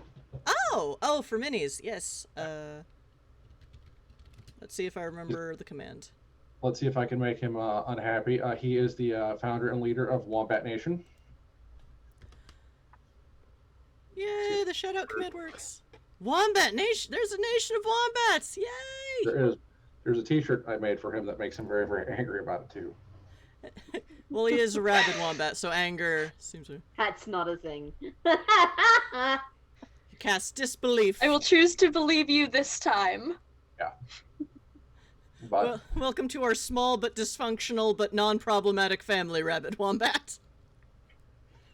But yes, this is the game. This is how all the mechanics work. There are no secrets. The game, if you buy the book itself, it comes with these 5 characters. It comes with a different introductory adventure. Gives you a little bit more details on the setting, but it's ready to go. It's ready to play. Gives you all the character creation rules and all the amazing permutations of mischief and things you can run into with that. I think the next book I'm working on for this is a book of Long Shadows, which is a big book of probably 30 or 40 big end boss monsters, and then you just build teams for them, because all the Long Shadows are their conceptual themes. So greed, anger, pick an idea, and then just flavor them up with things that feel appropriate. Like greed is, I want shiny things, I have treasure, ooh, big gold monster, casino. The Wages of Sin, which was what you guys ran into in Scene 5, and then greed itself when you ran into it. So wait, the Wages of Sin, the waiting or stuff, would have told us how many marks we had in our soul? No, but as you had more than 3, it would have hurt more. Ah, Interesting. Yeah, it seems like the GM side of things seems like a great exercise. Well, like most RPGs of if this, then what? Yeah. But I could after I think the first 2 scenes, I'm like, oh, we're fighting a gold monster.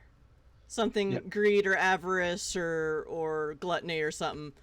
Well, gluttony's more consumption, but yeah. But no, you had a pretty good idea of what you were running into. Some adventures are very, very obvious like that. Others you don't know, because whatever the long shadow happens to be, it's some of them are very, very Abstract. Yeah. Darkness is an unfun one to run into. Oh no! But 'Cause we get then we can attack the darkness though. The So darkness will attack you back, and it hits well, yeah. pretty- Yeah, the monster on the cover of the book itself is Doubt. That is the long shadow on the cover of the We Are All Children book. The floating head that you see in the little teaser art, that's one of Doubt's many heads. I was wondering about that. This looks like the children are fighting a face-stealing monster. Kind of. Doubt's very, very, very, very tricky and very, very, very mean-spirited. Yes. It plays with between three to 6 characters. I wouldn't play bigger than that. You could play smaller than that, but the challenge thresholds need to adjust down, and they're built to scale based off of players for the ones that are group challenges. Like, just to give you a peek behind the curtain, Greed starts with 5 challenge threshold of 5 times the number of players, and then it gets an additional +1 for every mark of greed that you guys have as a group. So you had 5, so it started at 20.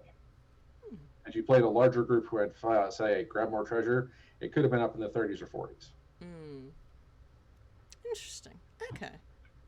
Yeah, because I also you mentioned on the break that we were kind of speeding through things. I'm like, well, there's only 3 of us, and it's regardless of the scene, each of us gets a turn, or each of us has a personal challenge.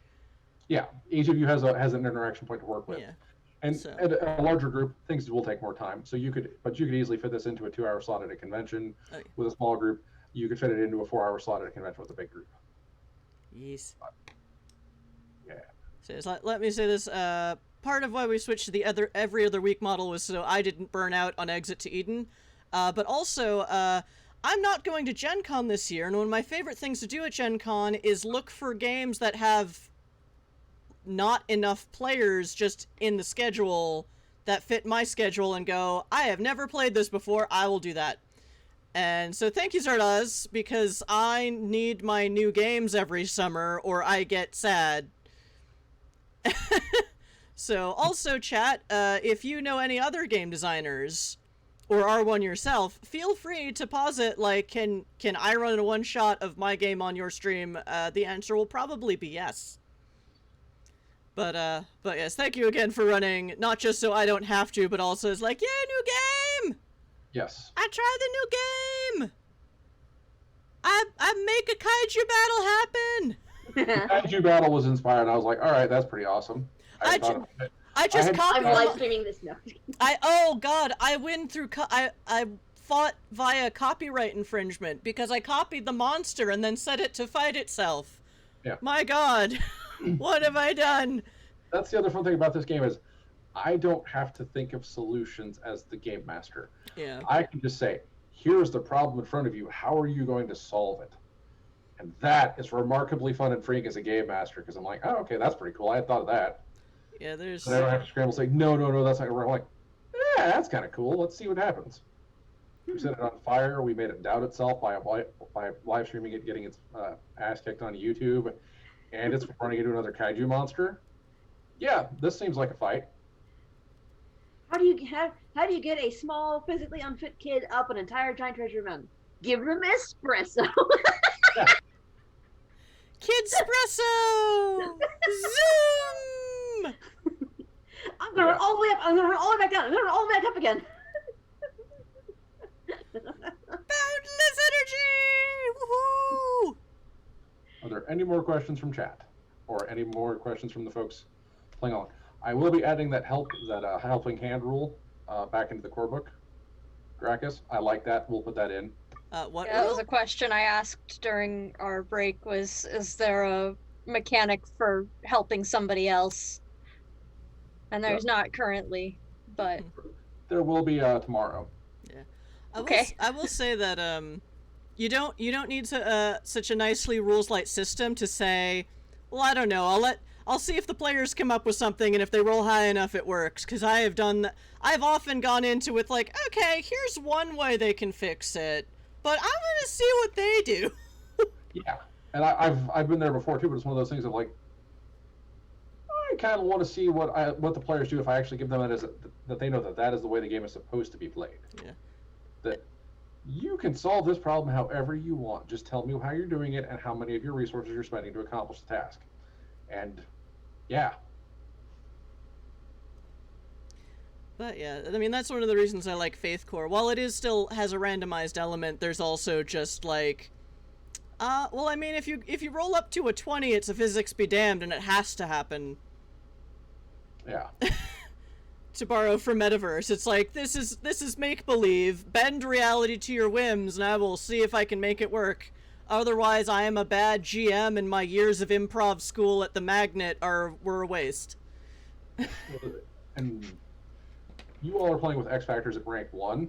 The way X Factors also work is, if you have higher levels of it, you can spend an X Factor to generate an ability, power at whatever threshold your X Factor's at, for 2 power stones. You can generate an effect at one level, at any level below that, for 1 power stone. So if you have, say, X Factor Chaos Magic at 6, you can spend 2 power stones to generate a Chaos Magic effect that is worth an ability 6 check for 2 of your power stones and just be happy with life. Or you can summon angels or demons or make tsunamis hit. You can have a lot of fun with your high ranking X Factors, and they don't take as many power stones to generate because the effects are built into the cost of the X Factor. But you also run into characters with a body of 8 and 6 ranks in, say, sword fighting, and they also generate impractically high dice pools. I have to say we didn't get to do character creation. We just used the characters in the book. But it strikes me as I want to play a kid that's so obsessed with video games that it's not only their profession but their X factor is enforcing video game logic and happenstance in real life. Yeah. And like, I am a video game wizard, and like, you can just run with that as a concept. You get what is it? You get 1 professional skill, 1 knowledge, and then you get your X Factor. Yeah. If you want an X Factor, but you don't have to, but yeah. So it can be anything from, and just kid-level obsession makes it real, from anything from movies to, as Hector had, comic books. Restaurants, doctors in this game exist. They work as children understand medicine, so children will apply Band-Aids to things, and people get better. They don't know necessarily about germs, they don't know about surgery, but if you put enough Band-Aids on something, they will get better, is how or in Rixby's case, healing potions. Yeah. Because alchemy! Green stuff is good for you, right? Pours green Tabasco overhand. What's really funny is from a historical... Do not recommend that. What's really funny is from a historical perspective, the art mage and the alchemist should be best friends, because that's where artists got their paints in the old days. They had to go to an alchemist.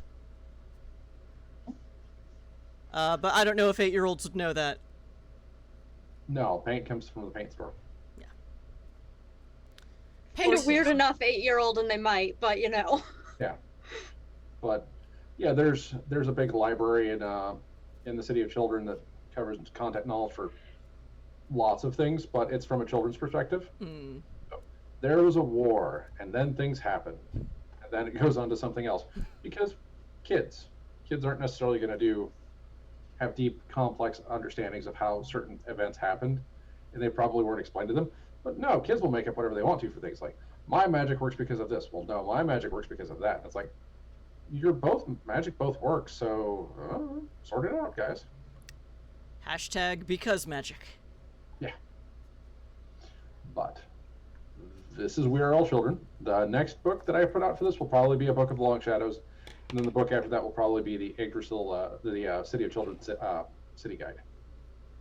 Okay, chat. Do we have any more questions for the game designer and writer? Also, feel free to on our Twitter. Let me put our Twitter. I will put a link from Send a link, a tweet to Magic Fish Radio. I've also MFR's Twitter also has on recent posts links to the artists. Yes, Fabrizio Fioretti did the cover art for this. Fantastic, did an excellent job. I love that cover. I love that book. So cool. And Sonia Hanar did the character art for the 5 pre-generated characters. I think the first artist is the person who said, "Oh, I can host y'all tonight," and I'm like, "Yay!" But then OBS didn't tell me, so I'm like, "What the f, OBS?" But I've collaborated with Fabrizio on a couple of projects, and I very much enjoy his artistic style. I think he's currently working on Dinosaurs for 5th edition Dungeons & Dragons. Ooh. As his big art project that he's working on now. So when we're done, by all means, check out Fabrizio Art on Twitter. But yeah, so all right, so it's about 9:30. Chat, if you don't have any more questions. All right, so chat, thank you for watching tonight. If you are watching from the future via VOD and you still have questions for our game designer, well, we're all on Discord. So there should be 8 bajillion links to our Discord in the chat right now. If not, it's on our our Twitch page. And Zardoz, do you mind if anyone asks you questions about your game on our Discord? No, by all means. Yeah. So if it's clashing with the thread, we'll just make a new channel. Like whatever, it's a Discord. Oh, yeah. Thank you, Trakus. Yay, mods! So thank y'all for watching tonight. I guess we will start outroing if there are no more live questions. Come hang out with us in chat. Next week we are back to Exit to Eden. And now that I've figured out one of the reasons my brain fog's been so bad, it's a really stupid reason, I will be more confident and start writing that plot like much sooner than I did last week. Because last week I was like, I think I know what's happening. Until I listened to one goth song for 2 hours on a loop, and then I was like, oh no, I know what I'm doing now. And I don't like leaving things to the last minute like that. But hashtag Spoonie Life. Anyway, now I'm rambling because ADD problems. So I'm Ms. Chrysala, and Magic Fish Radio on all the social medias. If you're talking to that account, you're probably talking to me. And yeah, so this week was very fun. We Are All Children, written by this guy. Presumably on the 31st, we will be running Fat Magic, or someone will be running it for us. That looks interesting. Yeah. It's a new supplement for 5th edition Dungeons and Dragons, if I remember reading correctly. And very body diverse, because you know what? It's a whole system and setting about food, but skinny people eat food too, so it's not just all fat characters, but there are fat characters still in it, which is sadly lacking in most D&D art, unless you're a dwarf. So when I saw something called Fat Magic, I was very concerned about how this would look, and it looks really cool and inclusive without being judgmental. Because as a fat person myself, it's like, yeah, could you not? But no, it's very awesome, and Mitchell might be, I don't remember how Mitchell is involved in this project, but they will probably be running it for us on the 31st. So for the first time ever, we will run a D&D type thing on this channel after a year and a half of running stuff. Like, we had nothing against it, it just didn't come up. But yeah, so yes, I'm Ms. Chrysala. I am the angry Kermit of Magic Fish Radio. And everyone else do your outros and pitch and plug whatever projects you want while I look for someone for us to raid. I'm Merc. I'm Merc on the Discord as well. I don't do anything myself besides this, so go watch Zombie Orpheus Entertainment, Zombie Orpheus on Twitch, on Monday nights for the Reliables. They are starting Season 3 this coming Monday. Drakus, I also don't do much else other than this, but you can find me on Instagram and on Discord as actual Drakus, just like I am in the chat here. That's about that. I am Zardoz. I am on Twitter at Once and Future Doctor. The once is capitalized, future is capitalized, doctor is capitalized, and it's DR, not doctor, spelled out because I ran out of letters. Stupid Twitter. Hmm. If you would like to purchase this game, you can find it at Zardoz the Magnificent. I put a whole lot of links to it in chat. Excellent. Follow the links and follow the chat links. Yeah, it is Zardoz the magnificent.itch.io/ we are all children. It's in there. Magic Fish Radio kept posting it like over and over again. And I will put in a bundle to get the quick start and the main book together for $10 for the next week. And that is 7/17/2021. So if you're looking at this from the far future, I'm sorry, you probably missed that bundle. But still ask us questions. If we're not still doing this or active on Discord, I'm not sure how things are going to change for this channel once the world opens up again too early. Feel free to. I think we're all pretty okay with being bothered on Twitter. Yeah. So, if you're too shy to ask something on an open Discord, ask us on our Twitters. All right. So we are going to raid Pixel Circus. Because they are doing their Disney Princess D&D game, which is always very fun to watch. That sounds like fun. The heading says just chatting, so I don't know what that's about. But they are definitely doing the princess game. So chatlings, thanks for hanging out with us tonight. It was a bit of a short game, but then we got a fun Q&A session with the game creator. So join our Discord, hang out with us. Oftentimes, we look for new people to game with on our stream as guest players. So if you're interested in trying that, I definitely look for that on our Discord first because it's easier. And I hope we have given you a lovely distraction for 2.5 hours from your very confusing life. So take care of yourselves, take care of each other, and we will see you same time, same place next week. Bye! Bye.